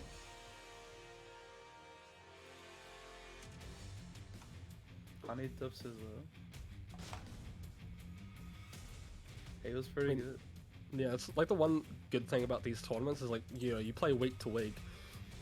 And like 1 week, you know, you might go 1 and 2, but then it's like slowly over time you might go 2 and 2, and then you just like keep kind of like building on that until you like start making top 8s and top 5, then, you know, just shy of grand finals, and then you just keep going. And it might not feel like that, but like, hey, like, think about the best players in your head that, like, you know, you look up to in OC or even beyond OC. Crosstopper, yep. Yeah, Crosstopper, like, they were at one point they were coming 1 and 2 as well. They were going 2 and 2 as well. It wasn't like Wowzer didn't just start and hey, he's like winning all the time now. He like, he'll tell you himself he had to work hard to get there, and it took a lot of losing. Okay, so what actually happened there? It looked like they were playing properly on ninjarome's end, but they decided to just kind of forego Scrap it. that match and leave it as 1-0 to Poco. And we'll give it another go here, and hopefully that doesn't happen again. If it happens again, then I will destroy ISIS. Alright, we need a desync right now. We need the world to be a better place. There's a lot at stake here. Yeah. It's like it's D6 and then it's like the world is healing. That's a sick custom, by the way. We started our official game too. The Hitman custom. Yeah, that's cool. Nice back on the one throw there. Oh, he went for a throwback and then immediately into the jump. Got caught on the. Got caught in the air and take it to the wall. Still loses the round though, unfortunately. BRB, hold on. Now that Dean's gone, we can talk about how Jera's gonna take on ISIS. Okay, so look, here's the thing you don't understand, you know. It's an omen. Agent 47 right there. He's saying like Agent 47, Jera's here in the shadows. You know what I'm saying? Yes. It's like, it's subtextual. Did you just see how he did down back 3 and then like the armor move and then Went over it, yeah. What is this game, dude? No, it's literally just a kung fu film being played out in real time. No, that made no sense. That move is a mid. That move's a mid. That makes no sense. Damn, nice break into the Oaks. I didn't go for it. One of the like changes that they made that actually made a lot of sense is that they used to be a free follow-up after that throw, and then they just turned it into Oki again, like how it used to be. And I was like, fuck that, like, makes sense, dude. Thanks for that, guys. Thanks for making a design decision that makes sense, dude. Well done. Yeah. Oh, no wall bounce though. Misses out Oh, on the wall there. rage art. This might be dead. That's the way the cookie crumbles, dude. Yeah, the cookie's crumbling quite a lot right now. Yeah, I'm ninjarome. That is dead. Goes for the jab to get out of stance quicker and eats a rage art for it. You hate to see it, but ninjarome's got to keep composure here. Oh, no break on the big knee to the mouth. You know, I think the thing about throw breaking is obviously you got to be as consistent as you can, but it's hard to do it all the time, and you see players along a set struggle harder and harder to be able to break throws. Yeah. Guys are decent. What? No way. Oh.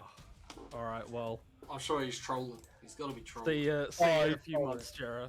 See you in a few months, Jera. Alright. Bro, Jera was just like suiting up. He was just about to leave. Be careful, ninjarome. I'm about to go fight ISIS, dude. Be careful, dude. Alright, so Poco took that one 2-0, and ninjarome has gone home in 7th place tonight. Thank you very much for playing ninjarome. Sorry about that desync incident. We were going to blame Harada, but we changed our minds and we're going to blame Murray instead. So everybody go blame Murray. Yep, just send some horrible DMs his way. Hey, no one harass Michael Murray, please. No, actually do not. Don't do that, dude. He actually receives a lot of harassment to be like Michael Murray is one stressed out guy, dude. So like, He probably copped so much flack, so yeah, like Michael Murray has to be such a stressed out person, dude. I mean, like, call him what you want, but at the end of the day, I mean, like, Tekken 7's still a pretty good game, and I don't think it would have been like that without him. I mean, a lot of bad things happen with him too. Also, just be normal, dude. Yeah. Yeah, Just true. be normal, like harassing people on Twitter is really weird. Completely agree. So Yeah, like, dude, Elden Ring exists. Go play that. Like, you don't have to go on Twitter and harass people. I know, just play it. Elden Ring's the best, so just go play it, dude. So any Twitter harassers out there, you gotta slow your roll. Okay,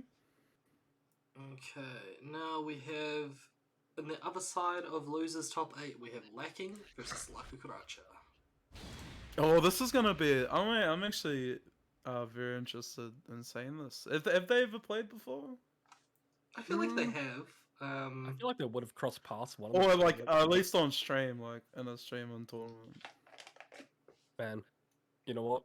I don't have a photographic memory of all the matches being played week to week, so Come on, I man. couldn't tell you.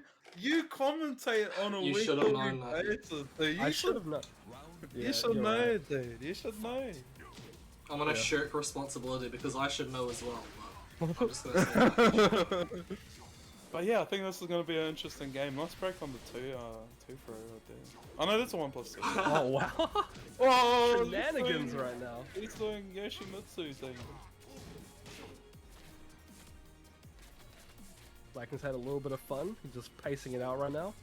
Trying to bait Cucaracha in. He's like, Yoshimitsu players are crazy. Am I right? Hey, he's playing crazy. It's working out for him, dude. Very nice. Goes for a low for an ender, and Lacking takes round number 1. Oh, nice counter nice. launch. I've noticed tonight that at the start of the round, a lot of these players come out swinging, dude. Yeah, for sure. I mean, it's a good way to like kind of test your opponent to see if they want to take that risk as well. For sure. For sure. Okay, what does he do here? Does he press? Yeah, so he's scared. He got him scared too. He's like, I'm not pressing anymore. And then Lacking's like, yep, I'm just gonna go in. Wow, nice timing on the downfall too there, dude. Getting him to the wall. No unblockable. And look, this stage against Yoshimitsu, I would not wish this stage against Yoshimitsu on my worst enemy, dude. This is hell. And another unblockable. That's like the risk you gotta take, because, you know, as you said before, Yoshimitsu's Oki is really good in those situations where, like, hey, if you get up, you could get hit by an unblockable, or if you stay down, you might get slapped as well. And then, I'm gonna butcher it real quick, but yeah, that's the Oki right there. Yeah, you get up, you eat an unblockable, you eat an unblockable sweep, and then you stay on the floor and you get hit by crouch stage 1, and you're getting flipped over and over again. It's insane Oki, like some of the best in the game for sure. And if I was the Cucaracha, I wouldn't touch that stage that we just played on with a 10-foot ball. No, absolutely not. Do you think the idea is to take Yoshi to a wallless stage? See, that's what's so tricky about Yoshi, right? Is that on one hand, when you get rid of the wall, you're getting rid of his Oki, and yeah, I think I would get rid of the wall depending on the player. Yeah. But also, you know, when you pick a wallless stage, you're also opening up to the fact that, hey, Yoshimitsu can just get the life lead and just stay in sword stance for the rest of the game. Yeah. So yeah, it very much you got to pick your poison basically, and I would pick your poison depending on the Yoshi player. I think against Lacking in particular, I think I would choose a wall stage over a ward stage. Yeah. But Cucaracha disagrees, goes for a ward stage. That's fine. Oh, gets a little bit of a jab punish on the whiff, but probably could have done a little more, but was still a little bit, so that's good. Oh, nice. Hell sweep for the whiff punish. Lacking coming out with the sweeps of his own. Take him to the wall. Ah, doesn't have the sword, doesn't get to the wall. Oh, Nice that was such a nice whiff punish on that. For those who don't know and know sword stance, the sweep kind of changes its properties there. It's not an unblockable sweep anymore, it's a 2-hit sweep. Round 2. But it doesn't matter, he hit the twin pistons on lock. Oh, nice block there. It doesn't launch though. There's a launch on the hell sweep. Gonna even up the life bar, give a little bit of a lead to Lacking. Nice down forward 2 count hit. Oh, tries to go for the electric, goes for another down forward 2 on accident, I assume. And the wall splat, unblockable again. Cucaracha getting up and eating. It's not adapting to that at all. Every time he's knocked down, he just gets up over and over again. Crash is under the purple mist. It's a jab, wasn't able to convert because of the angle. That's unsafe right there. Misses out on the punish though.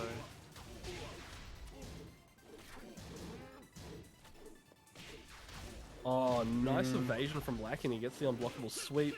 Oh, nice fight though. Doesn't get a combo out of it. That's fine.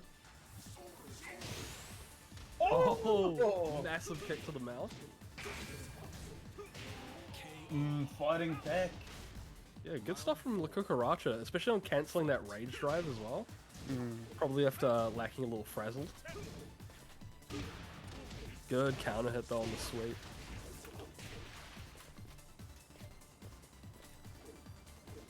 Lacking trying to bait in the Cucaracha right now. Definitely looking for some keep out right there. Oh, nice block on the hell sweep. Just had the read. Yeah, he saw that hell sweep from 10 days ago. Yeah, absolutely. Rage drive to get out of the wall, but Lacking puts him right back. Oh, from Yoshimitsu things. And that's a punish, and that is dead for the Cucaracha. Lacking taking it 2-0. Very nice from Lacking. I noticed a lot of maybe some not familiar with the matchup moves. Potentially. I mean, I feel like Yoshi is just like a, you know, you can know the matchup, but there's so many like little things that I feel like it's just really hard to know unless you are a character specialist on the character. Definitely, yeah, for sure. Is anyone really? He's tricky. He's tricky. It's like it's not the like unfamiliarity for me. I think it's because there is a lot of Yoshis that you see, like unless you get a really special Yoshi, like there are a lot of situations that you will see from Yoshi players again and again. But I think it's the weird thing about Yoshi isn't the like unfamiliarity. He sort of just plays with your instincts. Like, because you do have to play very different against Yoshi. yeah, Like, you have to a play lot of different. characters. You can just like get up at the wall with those situations, be completely fine. Yoshi, you can't do that. Yeah. He plays against your instincts and like situations where, hey, I'm gonna whiff punish here, or hey, I'm gonna catch him here, or hey, this is my turn on Oki, so I'm gonna lay on the pressure. And the thing about Yoshi is that he makes you hesitant to play normal Tekken. He makes you play his game, whether it's through flashes or whether it's through sword stance and whatnot.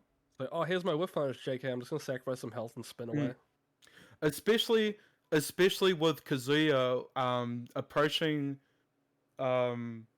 Yoshi with wave dash mix-ups like you'd want to becomes a bit harder because of their flash. You can't just come in and forward free or house sweep like you'd want. You don't see it much there, but it is something that makes it dangerous for the Kazuya player.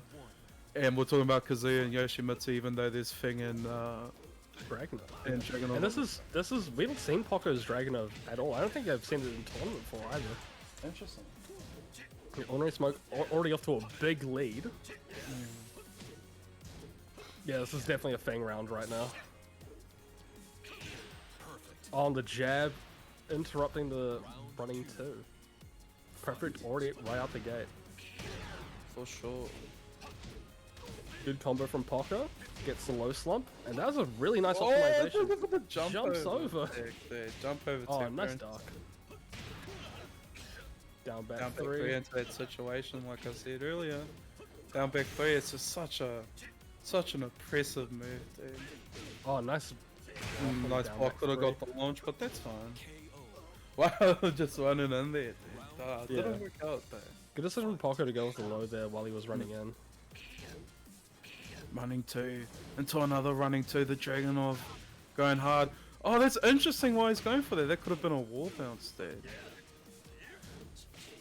And just, wow, he's sticking with that. Maybe just like not comfortable enough with this character to do those optimal punishes, you know? Yeah. Or maybe it's just like he just knows that is like the punish for a move like that, like say without the wall, and isn't really processing that like he has the wall there. That yeah, for sure. The lack of situational awareness, definitely, but it's not deterring him apparently. No, excellent, very very good. Putting on a clank that first round, not indicative of the rest of the game so far. Oh, wow. Wonder Smoke going for the hop kick. Nice rage drive. It's another one of the shoulders. He's given him the cold shoulder. Doesn't sidestep the rage drive. And that's a I wonder what Ordinary Smoke was going for there with the hop. Maybe he was trying to do a while standing move after the hop concluded, but pressed it a bit too early.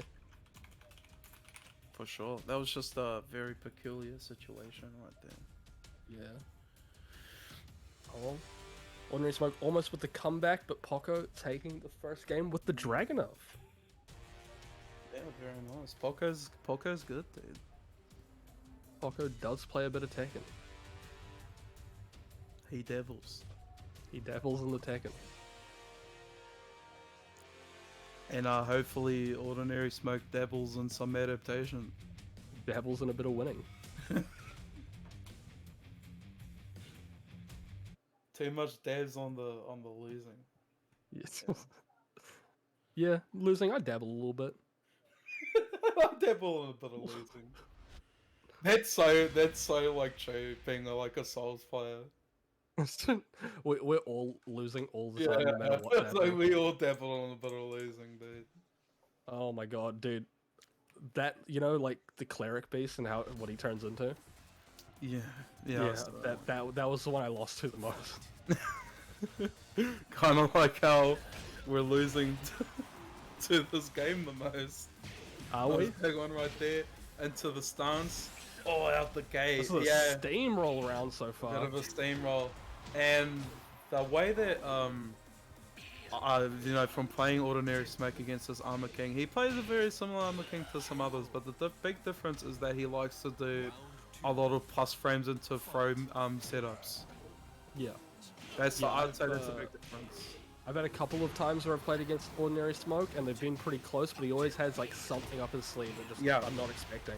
Definitely, very aggressive player in general, but like a lot of throw setups that you see from him that sort of makes him a bit more unique to other Armor King players such as like Fickle Tingers or Chairman Power. 800 other Armor King. Yeah, the 10 other Armor King players that we've seen here, including Poco.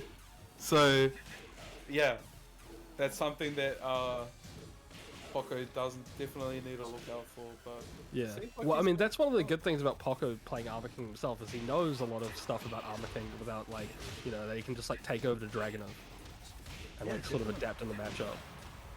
Definitely. Oh, full neutral 2 into the fray. You see right there.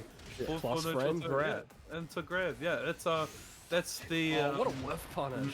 Very nice. That's the bread and butter of Ordinary Smoke's Armor King for sure. So, if you know how to deal with that, and it seems like Poco's doing a good job of dealing with that, then yeah, for sure. Oh, wow. Wave dash up into the hop kick. Tries to get Poco to duck, and he does it. Into get the up. Ba-ba. That was probably the first like wall Oki setup from Armor King that we've seen work out today. Yeah. Oh, nice. Oh, he sniffed that from next door, dude. Very nice into the wall combo. Electric chair, sit down. Sit down. Oh, good break on the throw, very crucial right now, but the down forward 2 perfects in a row. Down forward 2 for sure. And like I said, as soon as Ordinary Smoke was able to enforce that game plan that he's comfortable with in terms of his Armor King game plan, things turned around really hard for him there. It was something that Poco struggled to deal with. Yeah, no, 100%. And you know, we'll have to see if Poco sticks with the Dragunov now. It looked like it was still working out quite well there, but it was just like Ordinary Smoke just kind of like steamrolled those last 2 rounds, and you gotta kind of wonder, does this like kind of bring out a situation where Poco might feel a bit more comfortable against Armor King on the Brian? Or maybe even going with the Armor King mirror. Hey, we're gonna find out. We actually see this quite a lot nowadays. You know, there aren't as many character loyalists anymore, and a lot of people have opted to take their main character, but then have a very close secondary. Oh yeah, with just the state of the game, like, interesting pick here with the Kazumi, but like it just feels like with the state of the game, that's just like, yeah, you're gonna need those pockets now. Yeah. Hey, look, it's something that people meme about, but hey, if you need to bring out that Fukamrim, you gotta do it. Do it, dude. Yeah, you gotta do what you gotta do to win. It's not your fault. It's not your fault that Fukamrim is so good. Yeah, it's not your fault. You know, Political Storm is broken. Yeah. So, but yeah, it'd be interesting to see here what Poco's thinking with this character change. Yeah, I mean, like, I don't think I've seen Poco's Kazumi in tournament. Maybe he has pulled it out in the past. Never mind with the Nene. Yeah, so far, I mean, you know, Ordinary Smoke with a very commanding lead just from the start. It's down back 3. Yeah, that's for neutral 2. I feel like that's happened so much in the history of these tournaments where these Armor King players, which is a fixture of New Zealand Tekken now, just like starting enforcing this like forward neutral 2 game plan, and just no one knows how to deal with it. Yeah, like I mean, it's one of those things where, like, you know, in the moment, like, just one forward neutral. Oh, this is kind of doesn't really. Okay. Not what I was expecting on that, but But yeah, like the forward 4 neutral 2s over the course of a game, they stack up. Definitely, and it's just something that I feel like if you're a player in this country and you're serious about moving up the ranks in these tournaments, like that's a situation you really need to look at. Yeah, it's one of the reasons why, you know, I like Chloe into the Yama King matchup, because it is a -14 and Chloe can launch that. Yeah, for sure. It's a matchup in general that I think everyone watching should be learning, because this is such an important matchup to learn. We've seen so much Armor King today. We've seen so much Armor King winning today. He just won right there, dude. So I think it's really important. Yeah, sadly the Kazumi pick not working out for Poco, but you know, Ordinary Smoke coming in with the win, and he will be moving on. Yeah. So that does mean, yeah, in 7th equal it was like Cucaracha and ninjarome. So thank you very much to those players for jumping in, and into the losers semi-finals, Ordinary Smoke will go, and Poco will go home in 5th place. Yep, and now we got PABZ versus Lacking. Yoshi Shenanigans versus Hwoarang. Yeah, we did say it. Yeah, not a lot of Akuma tonight. Interestingly. Thankfully. Hey, it's not too late. The night is young. The night is young enough for some Akuma. For sure. And yeah, is this a matchup that we've seen on here very often, or? I feel like we might have seen it in the past, but I think most recently in tournament. Oh, there's the. There he is. There he is. There he is. I feel like we would have seen Akuma versus Hwoarang in the past. We do have a few Hwoarangs that play in these tournaments, and you know, Lacking being our staple Akuma player. Round 1. For sure. We have a few other Akuma players like Tiny Josh, but I think he's opted to play a bit more lay, and he actually pulled out Geese last week as well. He's a wide pull that guy. Nice duck on the backlash. Even gets a punish for that. It's a very hard move to punish because of the recovery.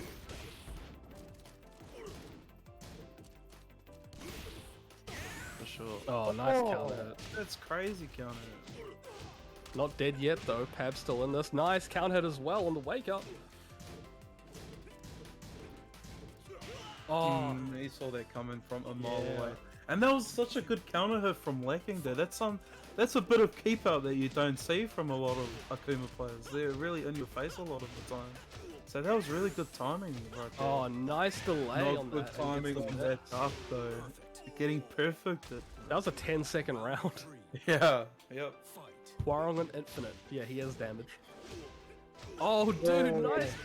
Optimal I punish. can't believe that. That is so good. Very nice. Back on the throw though. Oh, that was very scary. I was not sure that was going to happen there, but came out of the focus attack situation well. Goes for the low, gets the combo off. Yep. Kuma mix-ups right there. Very dangerous. Dangerous enough to cost it around.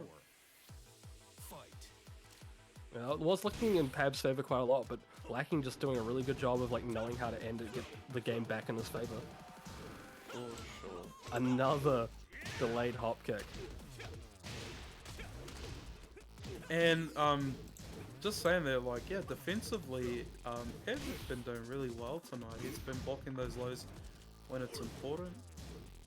And yep, staying patient right there, not falling for any mix-ups, just staying away. Nice Lacking. But when it comes time to duck into while standing too, does net Lacking the launch there. Yeah, you gotta be really careful with that 3-3-4 string, you know. I feel like if you play against Hwoarang at all, it's a very easy thing to just kind of look at and react duck, just because of how long the string takes. But Lacking, very strong first game, was able to bring a lot of those rounds back even though they were in Pab's favor.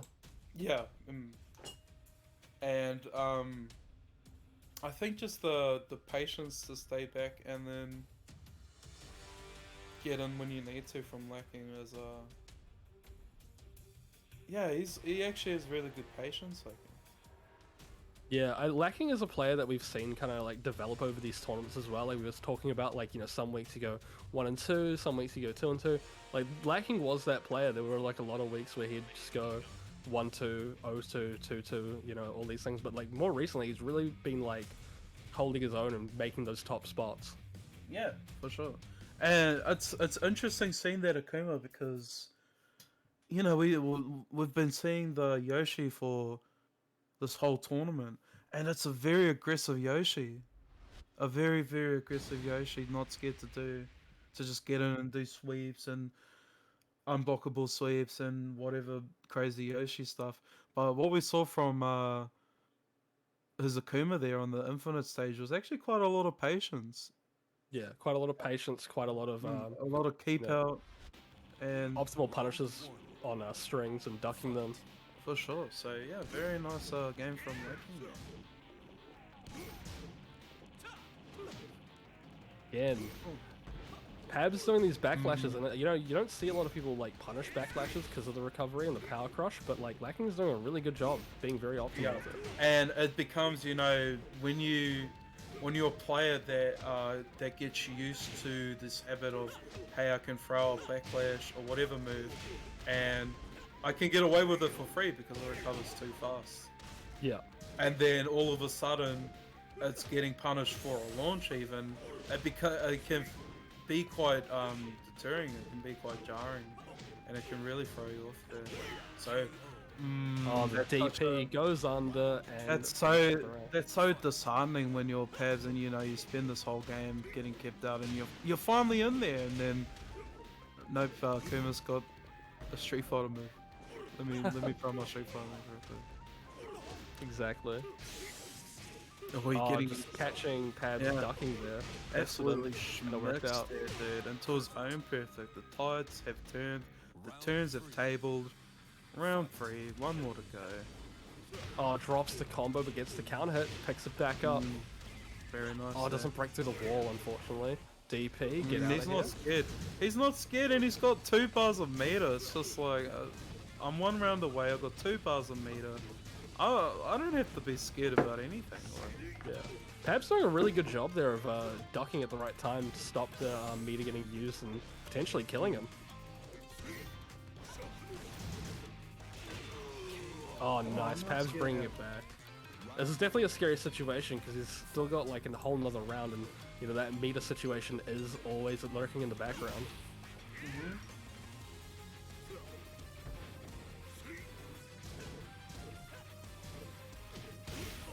oh, there there we it go. is. Depth of down Gets 3. used. This yeah, just hard to deal with this keep out right now. Lacking with a massive lead right now. Still has 1 bar of meter as well. Good duck, doesn't capitalize on it. Back 3 him out of the air. Oh, jumps over the wall. That was so crazy. That was insane. Oh, it gets the counter. This is probably going to be it. Oh, never mind. There you go. Finishes it out. You know, as a Hwoarang player, I can only imagine how disheartening it feels when you finally get in and you're like, hey, finally I can do my pressure now, like how I want to as a Hwoarang player. And they don't care. They're not scared at all. Yeah. He can. I mean, he's not scared to TP you out of it. It must be the most disheartening feeling in the world, dude. Absolutely. And for that reason. I guess that brings us to winners finals, correct? It does indeed. So that does mean PABZ goes home in 5th equal alongside Poco. But that means we go into our winners finals. It's going to be Wowzer versus Tupai. First to 3 between these 2 players. I feel like these 2 have played probably about 50 times by now. But you never know. I mean, Tupai's just gone over to Australia. He's showed that he's got what it takes to, you know, compete with the big boys. So maybe he's going to be able to send Wowzer out of here this time. Let's see what happens. And like, just saying from my personal experience, like I totally know how it feels to be Tupai and just like making it to the spot, and like here you go, here's Wowzer, and for like, here's my 5th go at Wowzer, and it's always this uphill battle, and you always feel like you're just on the cusp of like jumping over this huge hurdle, and it's always hard because yeah, it's always hard there, but you just gotta keep going at it and never give up. And Tupai just entered the tournament even though he shouldn't have, so that tells you how determined he is. Jarrah strictly told him no. Like what a loser, dude. Like get some sleep. No, what do you mean? He probably slept on the plane. He's rejuvenated because, you know, Jetstar flights are the greatest places to sleep. Oh, what a loser, dude. Hopefully he's not a loser in this game, though. Yeah, I mean, like from the weeks past where Wowzer and Tupai have faced, you know, it has gone in Wowzer's favor. Wowzer does have a very clear read on things Tupai likes to do. You know, rounds have gone Tupai's way, maybe even games, but like, as like a whole, it's definitely, as you were saying before, just an uphill battle playing against a player like Wowzer.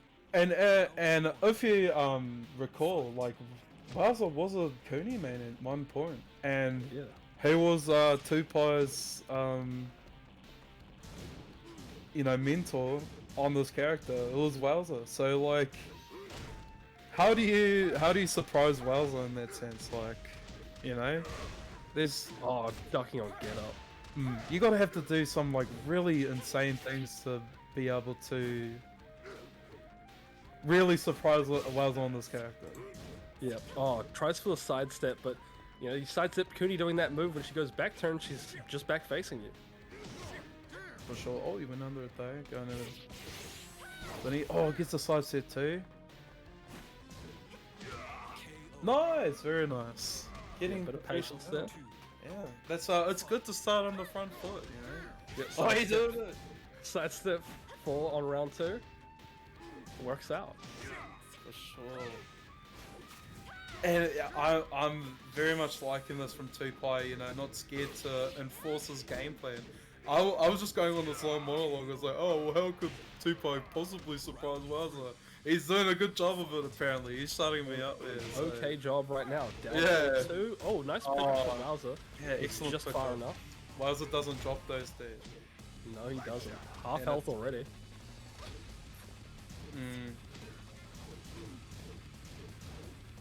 Oh, trying his best to get out of it with the 4-1 there. Just fighting for nice. This is gonna be a lot. It's gonna be dead. And you see right there when Wowzer got him into the wall right there, he was so methodical about it.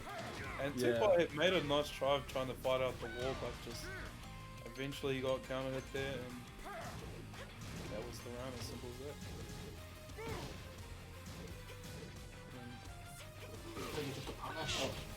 Yeah. Wowzer not breaking any of these throws so far. Kiriaki right here, into the lane, he wasn't scared, and he takes game 1, dude. Yep, Tupai already off to an early lead. Yeah, that was good, that was good. You could see right there Wowzer too was like starting to cash in on the information that he was gathering, starting to become a bit more aggressive, and Tupai, that was a very good option from Tupai going for the throw there, and then not scared to chuck out the low mix-up. That right there is how, you know, I was asking the question, can he surprise Wowzer, and doing stuff like that is how you do it. So, a well-learned game 1. Absolutely. From my experience playing against Wowzer, like, the longer the sets go on, the more you kind of have to, like, change things up. Because it's like, Wowzer, just as a player, kind of forces you to not do the same stuff. He will catch on eventually, and he will, like, punish you hard for it.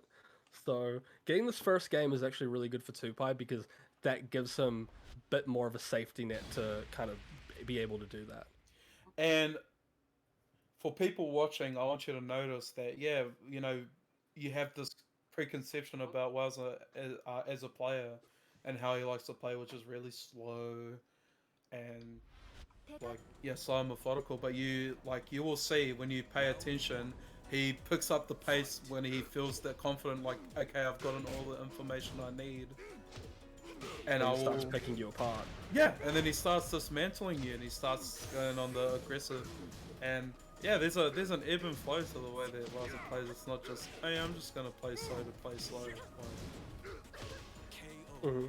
And you see right there, like, he ducked that throw, he was able to, like, poke and pressure Tupai right there. Oh, nice counter hit, though, from Tupai. Excellent counter hit from Tupai, though. Very nice. Oh, doesn't get the wall, unfortunately. Nice wall standing 4. Oh, another counter hit. Another stuff. Yeah, very nice. Like again and sidestep too. Oh, incorrect punish and gets punished for it.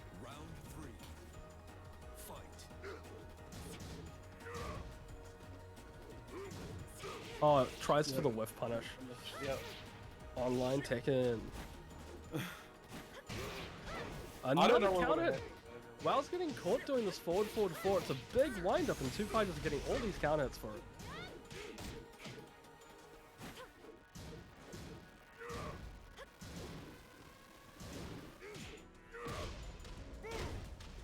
Oh, Oh, not scared.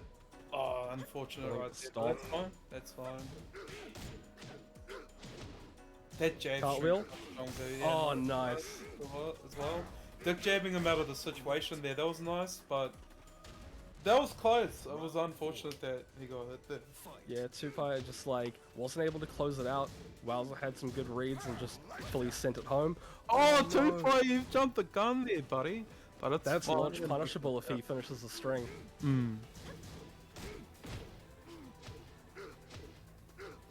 Watch your legs, Tupai. Oh, dude, he's not scared there. He's like, yeah, watch your legs, buddy. Oh, nice sidestep. Tupai cancels and turns around real quick. If Wowzer committed to the button there, they would have launched, but yeah, he felt the need to sidestep there. That's all good though. Taking the second game, it's 1-1.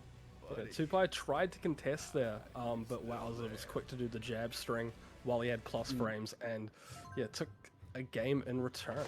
And you see that right there, like that jab string is like the anchor that keeps that character together. It's so strong. It's a jab, right? So you check with it. It nets you a lot of damage. Yeah, for a 10 frame punish, Negan has a really, really good 10 frame. It's a jab, and you I remember seeing online just examples of Pakistan players using Negan, and they're just completely dismantling you with just the jab string, with only that jab string. It's such an underrated move. It's so strong. Yeah, I mean, the 1-2 goes into stance. You could do 1-2-2 for the pressure. You could do 1-2-4 for the punish. Like, it's a very versatile jab string compared to a lot of other characters. And as we can see, like, from the strongest Tekken players, like, hey, like, if you can base your game plan around a jab, which is the fastest, safest move you can do, the world's your oyster, mate. You know? You can command the pace of a game with just a jab. Yeah, for sure. And when you got a jab string as strong as Negan's, then that's very scary. Oh, good counter hit. That counter hit does a freakish amount of damage.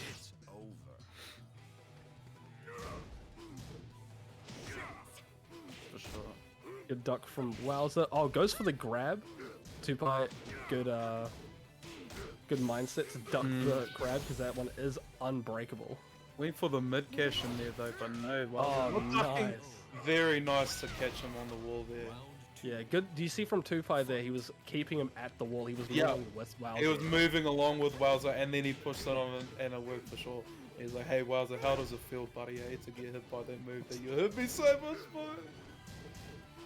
But it's all good. Doesn't punish that, unfortunately. Oh, the Katon, nice. Oh, nice counter hit. Oh, that's a Tupai special for sure. Yeah, was expecting the back turn from that, and caught Wowzer.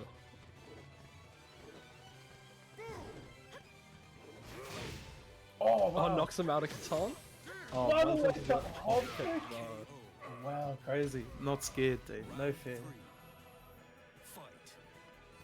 That is a hallmark of Tupai's gameplay, is to throw caution to the wind just like that. For sure. No fear. no fear, dude, and I think that's good against someone like Wowzer. You just gotta believe in your game plan, you know. Yeah, absolutely. Good whiff punish from Tupai. Oh, nice sidestep though from Wowzer. Very scary here.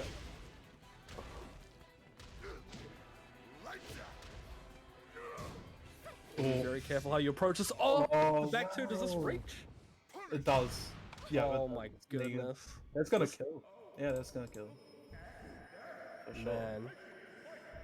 Any walking Taking it dead like a fans? champion. Any walking dead fans? Hey. Man, that is gutting just from Tupai's perspective. That is like the worst of the worst scenario. You do that back two, and Wowzer optimal punishes with the rage art. Oh, nice. Oh, he finally catches in on it again. It works out that time. Hey, it's a thing where it's so demoralizing because you feel like, hey, I'm reaching the light at the tunnel here, and then nope, you just got hit by a game-losing rage art. Crazy combos from Negan and so consistent too. 2-2. Oh, the forward 1+2. Tupai pressing his advantage. Back to maybe. Oh no, the stomp. The stomp. You know, that stomp doesn't have a lot of range, but Wowzer uses it to great effect because it's not a move you really expect Negan to do just because of its range. Or lack thereof. For sure, yeah, it's something that you don't see a lot of Negan players use. Wow, keep going against the wall. Before one. Pressure. Oh, good move! No.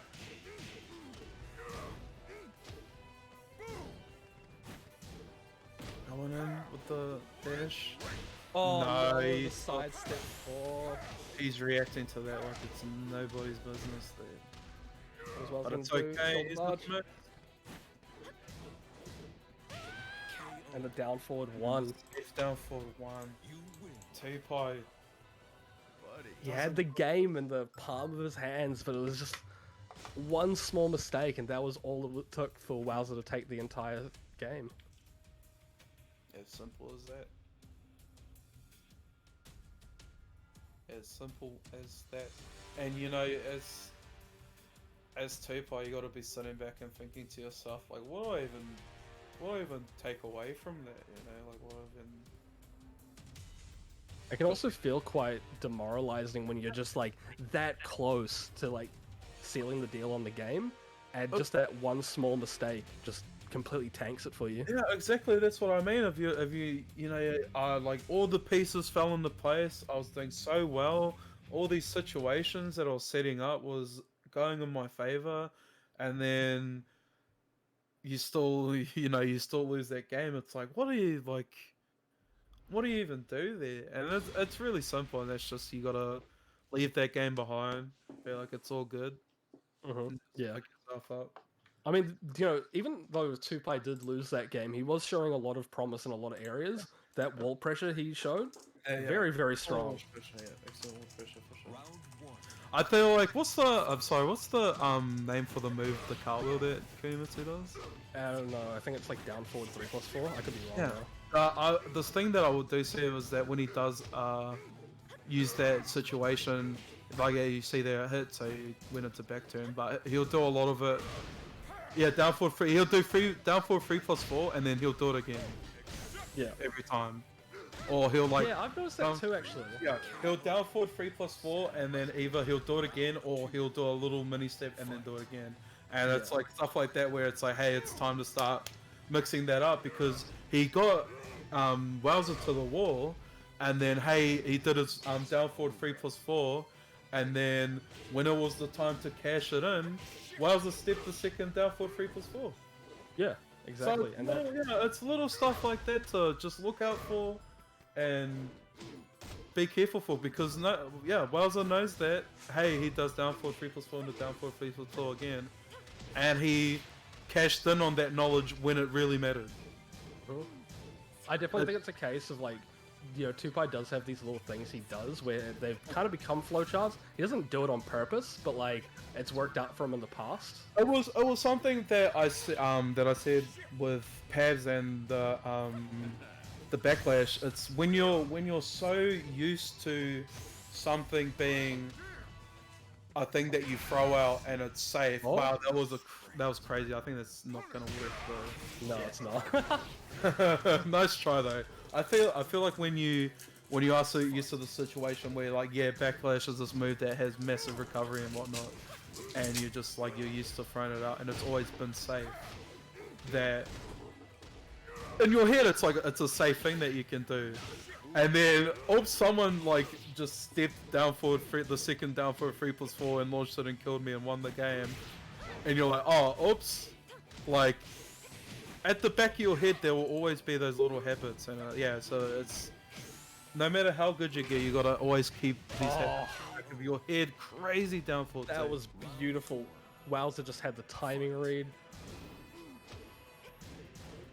That's something that as well that Tupai does, especially like if he's got like the wall with him as well. Like Kuni's rage drive is just one of those rage drives that you can just throw out and there's nothing that like can really stop you. It can get sidestepped, but like honestly most times you're probably gonna get hit by it if you try to step it. Yeah, for sure. It's a very strong rage drive.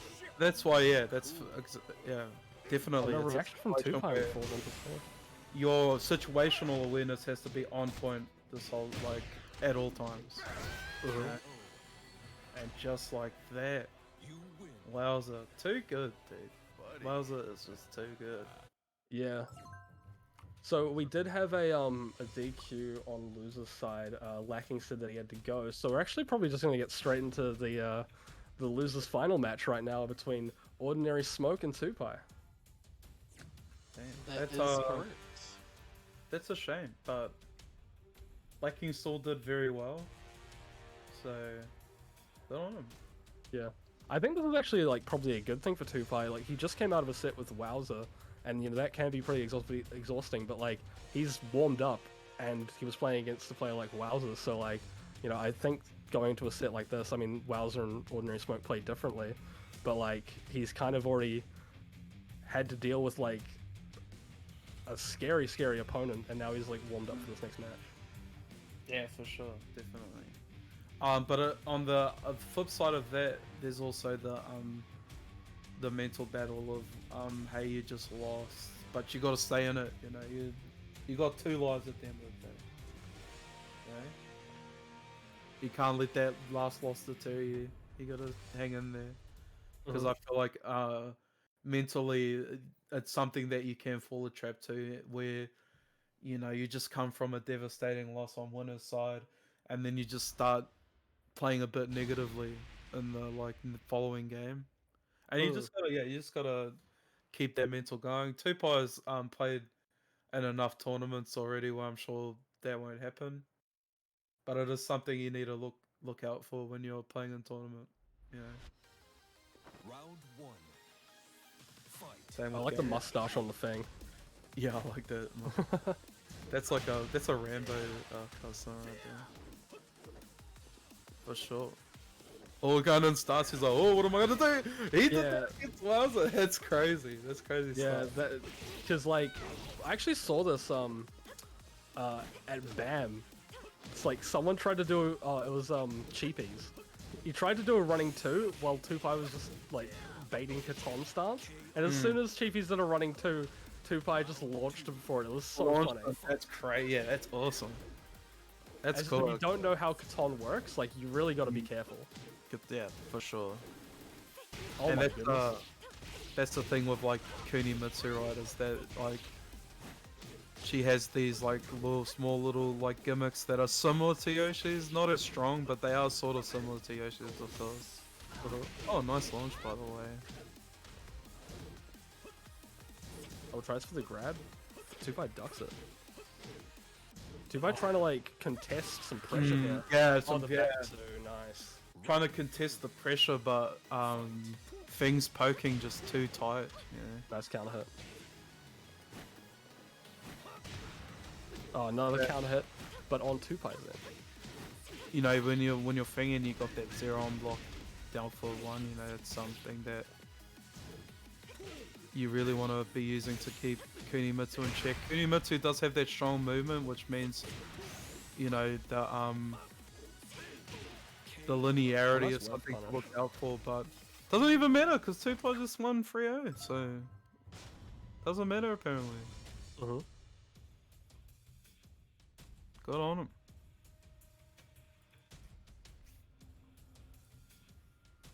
I mean, there are a lot of situations there where like Ordinary Smoke looked like he had like the comeback or he had the round in the bag, and then just like one counter hit was enough to sort of change that momentum.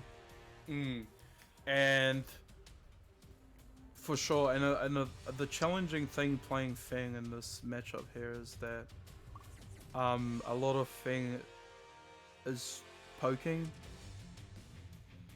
so there's not going to be a lot of situations where, unless you get a really good counter hit or you hit a forward 3-4 or something like that, you're not going to net too much damage. Whereas against Tupai, you know, you can do all the like amount of poking that you can, and then you get hit by one hop kick from Tupai, and that's it, right? Yeah. And here we go. We're going to jungle outpost again, but Yeah, with that in mind, with what I just said in mind, I definitely do agree with changing to Armor King, so playing someone with where being aggressive nets a lot more damage right away from those 4-4 neutral twos, of course, and all those throw setups that Ordinary Smoke likes to do, like that I mentioned earlier. So I definitely agree with this character change. oh my god. Oh, that's a very risky thing to do, spring kicking as any king and against Kunimitsu, because Kunimitsu does a lot of back turn damage. A lot of damage for sure. Ordinary Smoke keeps trying these forward 4 neutral twos, but Tupai has blocked all of them. Yeah, he's blocked all of them for sure. Just not, and you can see like Ordinary Smoke he's literally only done one little chip of damage, and it's just from the fact that Tupai, it just hasn't let him do anything at all. Like, he just hasn't been able to get his game plan started at all. And I said when the game plan that he does have for Armor King is good, but only when you can start it, you know? Yeah, well, so that was an incredibly quick game. Insane. Ordinary Smoke looked like a training dummy right in that game. Yeah, he just didn't, he just couldn't even get anything started. Everything he tried just got absolutely destroyed. And it's a situation there where that happens where you do something that in your head like might be a smart idea, like I said, like I told you that changing into Armor King I think is a good idea for various reasons that I just said, and then you do it and then you get reamed anyway. Yeah, you get blown up. Yeah, it's very disheartening.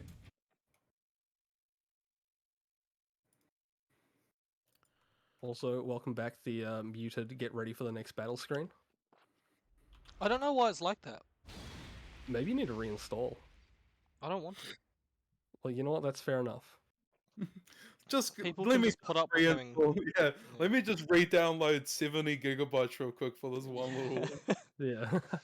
Should I just do the audio next time myself? Yeah, you just like do it yourself. I'll do it next game. I'll do it next Yeah, game. Jared will do it. Okay, solid. Oh, comes in, gets smacked by Katon. Excellent Yeah, timing. we should take turns. I agree. Alright, bet.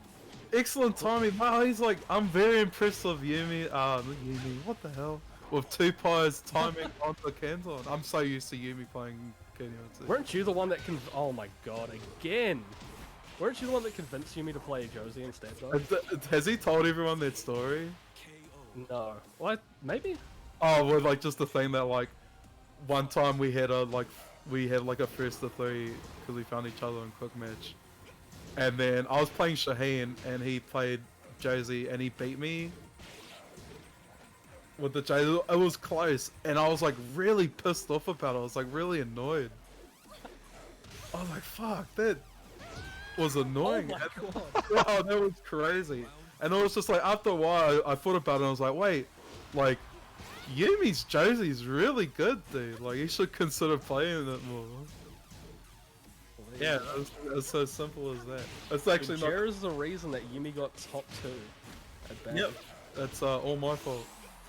Wow. I don't Nice like catch on the Oki. Oki, by the way. Wow, I'm really impressed with how Tupai's playing right now. Counter hit on the string. double. Yeah, double cartwheel. now that I pointed out. See, now that I pointed out. 2-2, nice up. Oh, nice hop kick from Ordinary Yeah, Smoke. good hop kick, yeah, for sure. Really took his opportunity there. Rage drive potentially. Oh, there you go. Tombstone. Tombstone. Pile driver. Rest in peace, Tupai. Rip and pepperonis.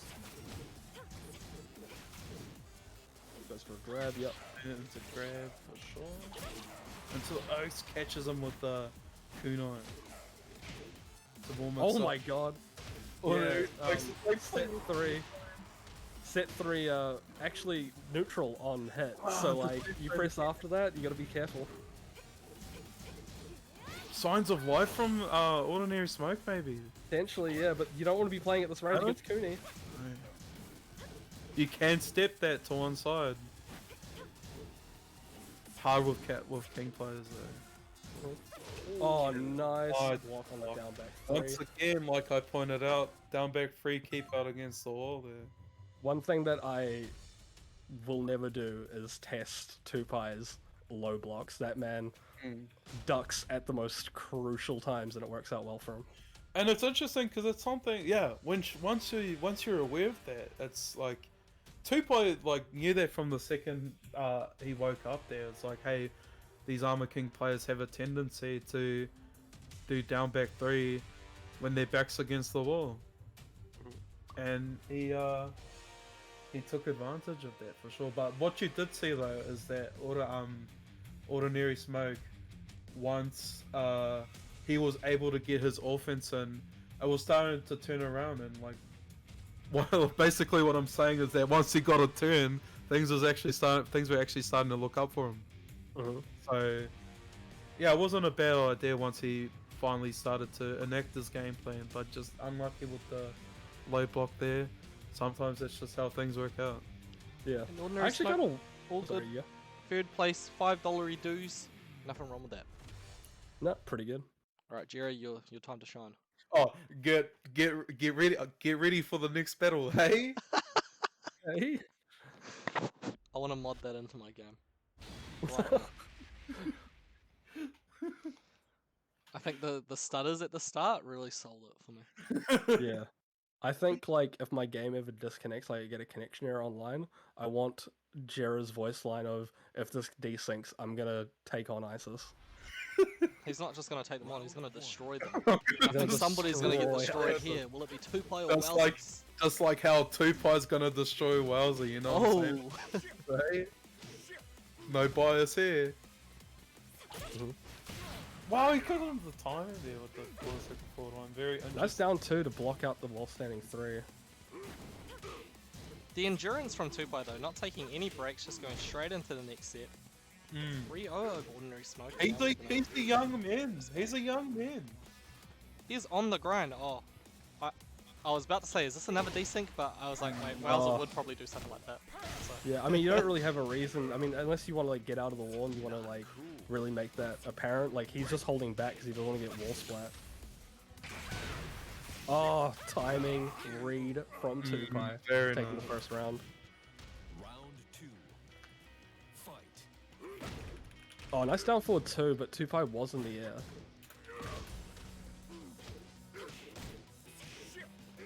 Good duck jab. Oh, Tupai good pressing move, a bit too soon, get stomped. Oh, no launch from Tupai. No launch, but he did get the puddle. Oh! Whoa! That was crazy, dude. And he gets all the damage, even though that weird wall axis. Oh! Yeah. Bye bye! Yeah, well, I was just seen that episode of before. Go get yourself a cup of coffee, everyone. Next round will be on soon. I think Tupai is technically. Oh, I thought Tupai would have been technically airborne there from the Katon, but. Nah. Round 3. 1-1 at the gate. Oh, it doesn't float it. Nice. Counter hit while standing 3 from Tupai.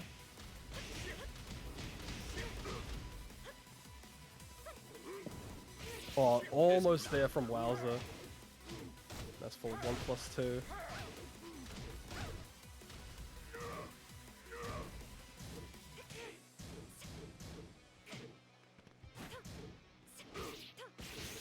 Oh, nice side step too there, dude. Oh, there you go. That is brutal. Yeah. To the low. Good Oh, dick nice jab. dick jab. Yeah, excellent dick jab right there. Just taking control back in the situation there. Is while standing 1-1 from Kuni 10 frame punish? I wouldn't think so. Yeah, I don't think so. For some reason I thought it was. I don't know. That'll be a hearty 10 frame punish, I must say. Oh no, like a 10 frame, like you could punish it 10 frame. Oh, yeah. Yeah. Minus 10. Yeah, that's what I meant. Sorry. And Tupai, nice sweep. Oh, I went for the parry there. You got me thinking about that while sending 1-1 now. I feel like it's more than minus 10. But Yeah. nonetheless. Because like that would have been the round for Wowzer Hey, if he punished it correctly. hey, Naki, stop exposing me as someone who doesn't play this game.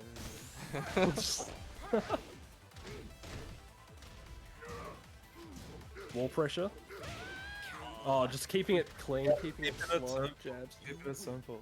And yeah, for sure.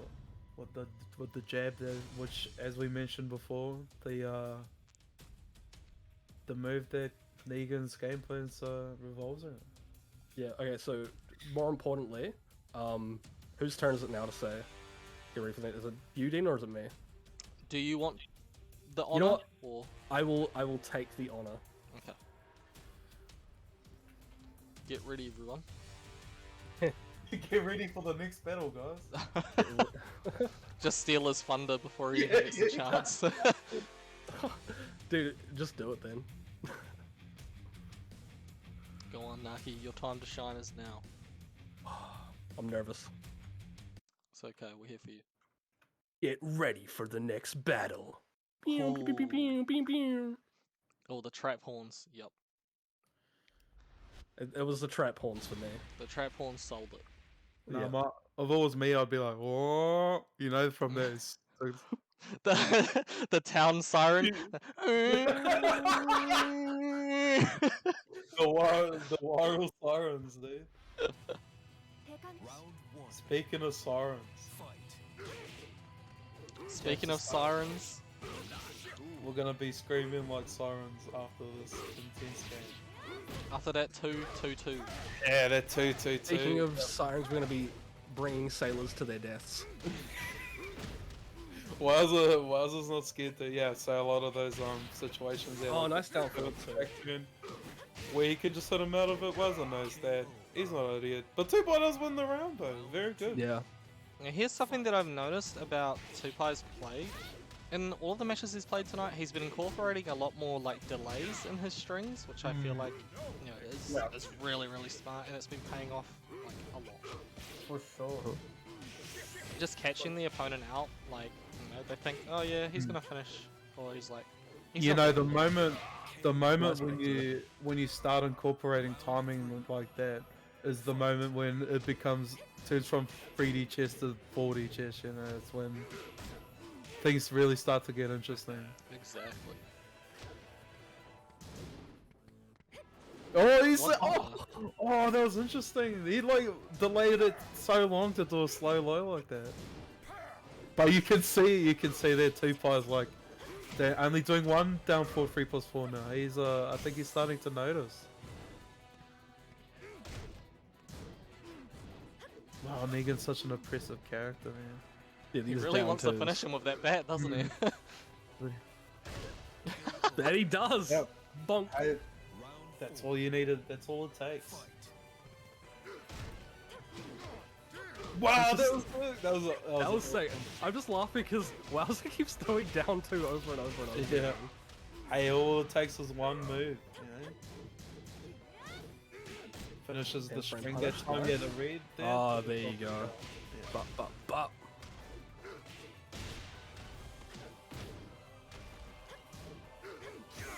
Oh, nice sidestep. That was really nice. Yeah, very good read. Nets him the game even. One thing that I've noticed from like the first set to this one is Tupai seems to be playing it way faster. Like the first game of the first set they played, Tupai was keeping it really slow, very low key. Like Tupai is like pounding through the pressure right now, not letting Wowzer really get like any opportunity to like keep it going. For sure.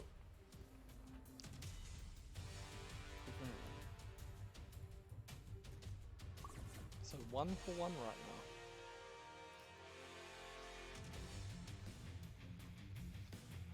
now. My turn. Okay.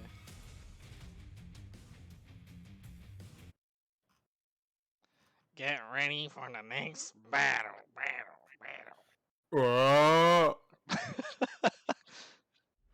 That sounded more like that. Hi, my name is. I'm 17 years old.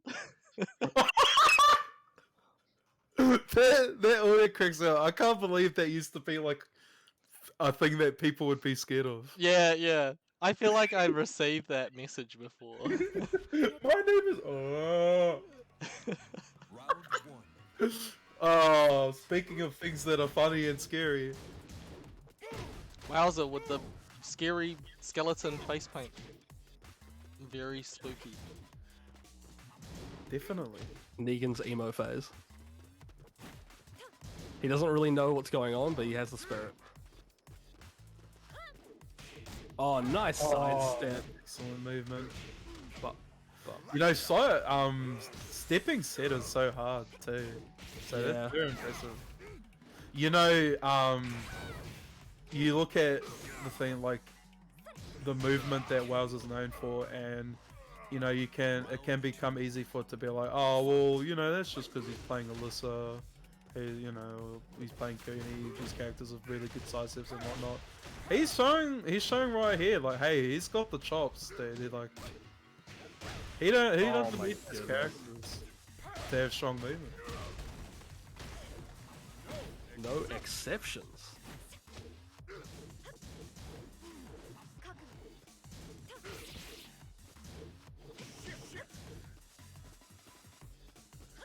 Tupai in a dangerous spot. Not scared to go in though, it does backfire, but wasn't scared to go in despite the health that he had. Yep. Oh, he gets the front. He's gonna floor break as well. Right? Oh wait, Oh, no, never mind. There's another one that breaks. That would make too much sense. Yeah. Nice down forward. Oh, Good down timing forward from Wowzer. too. You know, you get like, you got these characters that like Negan, where just like sometimes all it takes is a side. Nice launch, finally launched it. But nice launch.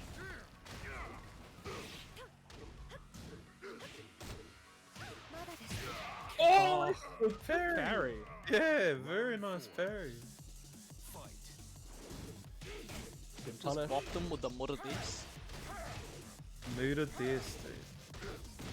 Wowzer noticed that that was off axis, so he didn't go for the Intimidation 4 in the combo.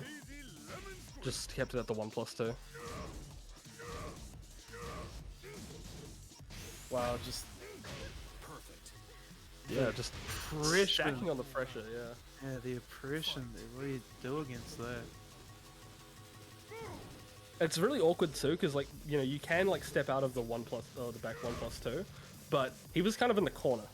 Yeah, it was very awkward wall positioning there, and Wowzer knew that, and that's why he was taking advantage of that for sure. Wow, just as we can see there now, yeah, just Wowzer's just swatting him out of the air now. Unbreakable throw. Double perfect.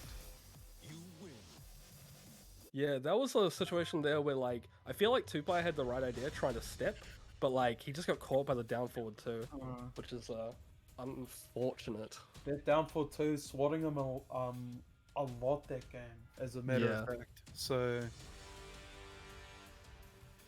very clear that Wowzer's starting to get the read on the timing. When Wowzer isn't scared to just throw out those down forward twos, that's when you know that maybe it's time to start changing up that timing on your Yeah, it was interesting too, because like there were a lot of moments there where when those down forward twos did connect, it was a lot of Tupai just playing around in his stances like outside of Negan's range, and like Wowzer would just like move up on it. Yeah. And Wowzer's sick of it. He's like, hey, I'm just not letting you just go on these stances for free anymore. Yeah. I've had enough. I want to go play Cyberpunk. He's like, I want to go play Vampire the Masquerade. Yeah, I want to go Blood play Hunt. Blood Hunt. Yeah, I'm sick of it. I want to go play Blood Hunt. So if you can just stop wasting my time and go into these stances, I'll just launch you real quick. Round 1. So yeah. Fight. Yeah, potentially the last game here for Tupai. We'll have to see if he mounts a comeback. Nice break from Wowzer. Becca's against the ropes, but It's over. getting stabbed. What the shank to the bloody jugular. Hate it when that happens. Yeah. Kind of like how I hate being against the wall against Negan here. Getting smashed in the dome with a bat. Yeah. Yeah, not Pog. No, they got their guard up, dude. It doesn't hurt. Nice counter hit on the set. Tupai did a great delay with his timing there, but he went into set and Wowzer was ready for it. Just like confirmed the counter hit. Oh my god. He was waiting for that. Yeah, he's ready there. I think things aren't looking good for Tupai there. I think He's going to change his approach. He's yeah, so focused on using the stances to get in. for sure. And Oh, nice dark. it's easy to fall under their trap when you're a Kunimitsu player. Yeah, 100%. Muda dead. Oh, he did the whip working run out. into it. Oh, and because it's Kunimitsu, the wall carried to the ends of the earth. That's crazy. Oh, drops the combo at the very end. He had the He right thought he idea. could He was squeeze so in close. that little bit of damage, eh? Yeah, that would have been game changing potentially, but unfortunately we're at tournament point here with Wowzer. To the wall, I can For the hear. Oki, Oh, oh. he's Mans forcing was Tupai to duck because he's been doing. Oh no. Oh, Oh my god. That's insane, dude. Wowzer, that was no. rude. Anyone That here was watched so the Anyone here watched The Walking Dead? No, Wowzer yeah. does, and as a result, he's our winner for tonight's tournament. Oh, that was just like, I think even Tupai knew, like, oh no, something's about to go down here. You just saw him just stand there for a second, like, what is he doing? Oh, wait a minute, I know what this is. And then got. Hey, That was pretty funny. the lesson now, Tupai, get some rest, you idiot. And I feel like he could have done that thing, like, I'm sure Kuni has a way of, like, getting around to their back. Negan doesn't turn around during that, does he? You know what? That's a good question, but I don't think so. No. No. Well, something that Tupai will have to take into the lab anyway. But nonetheless, I feel like we've seen that grand finals over and over again recently. But Wowzer is your champion for the 23rd time in the Flightless tournament history, I guess. So taking out Flightless Esports PC Weekly number 20, winning himself $20, and I was trying to think of something else that had the number 20 in it, but I can't think of it, so good stuff to Wowzer. Second place going to Tupai, fresh off his 17th place at BAM, improves his placing here at the Flightless tournament, but couldn't quite take out the dub, and that's all good. Wins himself $10 too. Third place tonight, Ordinary Smoke. Man's come out of retirement for a couple of tourneys, still showing he's got what it takes to jam with the heavy hitters. Third place, winning himself $5. Fourth place tonight was lacking. Could have done better. He got had the go, so he couldn't play his losers semi-finals match. But very strong player indeed. Fifth place tonight we had, who was it? Poco and PABZ. Both players starting with the letter P. They were pushing P, but they couldn't make it to the losers semis, and they went home with fifth equal. Seventh equal tonight was Cucaracha and ninjarome, both very strong players as well, but going out 2-0 to their respective opponents. And out of 28 players, that was your top 8. Thank you very much everybody for tuning in, watching the tournament, playing tonight, doing whatever you're doing, just supporting us. We appreciate it a lot. Any last words from the boys, Jiraxatron and Naki? Not from my end. GG's to everyone that played tonight. Very fun and exciting matches, and yeah, see you guys next week. Nice. Anything from you, Jira? Cool to see everyone still like entering and like getting better and stuff, basically. Yeah, 100%. It was great to have you back on as well. You know, you had a lot of fans in the chat who were like, "Oh my gosh, no way, Jira's back." It's like, I think there was a dynamic duo in commentary with yourself and Naki. I was kind of just sitting here in the background, but yeah, really, really awesome to have you back, and hopefully we'll be able to see you play again soon too. Same with Naki. But of course, it was a pleasure as always to host you. Host you guys. I'm not really sure what else to say at this point. Probably gonna jump out of here pretty quickly. Thank you everybody for supporting Good Ass New Zealand Tekken, and hope to see you next week. I think anybody out there who is tuning in, maybe after watching BAM just recently, or maybe if you're fresh to the scene, get involved. Like, it doesn't matter how good you are, how long you've been playing, just get in there. If it's online tournament, if it's an offline tournament, doesn't matter what it is, give it a go. You won't regret it. We've got a big tournament coming up in Discord. Wellington. Discord, yeah. Hold up, if you go exclamation mark Discord, then you can jump in there too. I was gonna say there's a tournament in Wellington this July, so not far away. Crush Counter Capital 2022. We've got quite a few people signed up already, but make sure you get in there, give it a jam. You've had a taste of what a major tournament looks like with BAM, but Wellington will bring in the heat, so get in there. But besides that, I will let you all go. Have a great night, and we'll see you next week. See ya. See ya.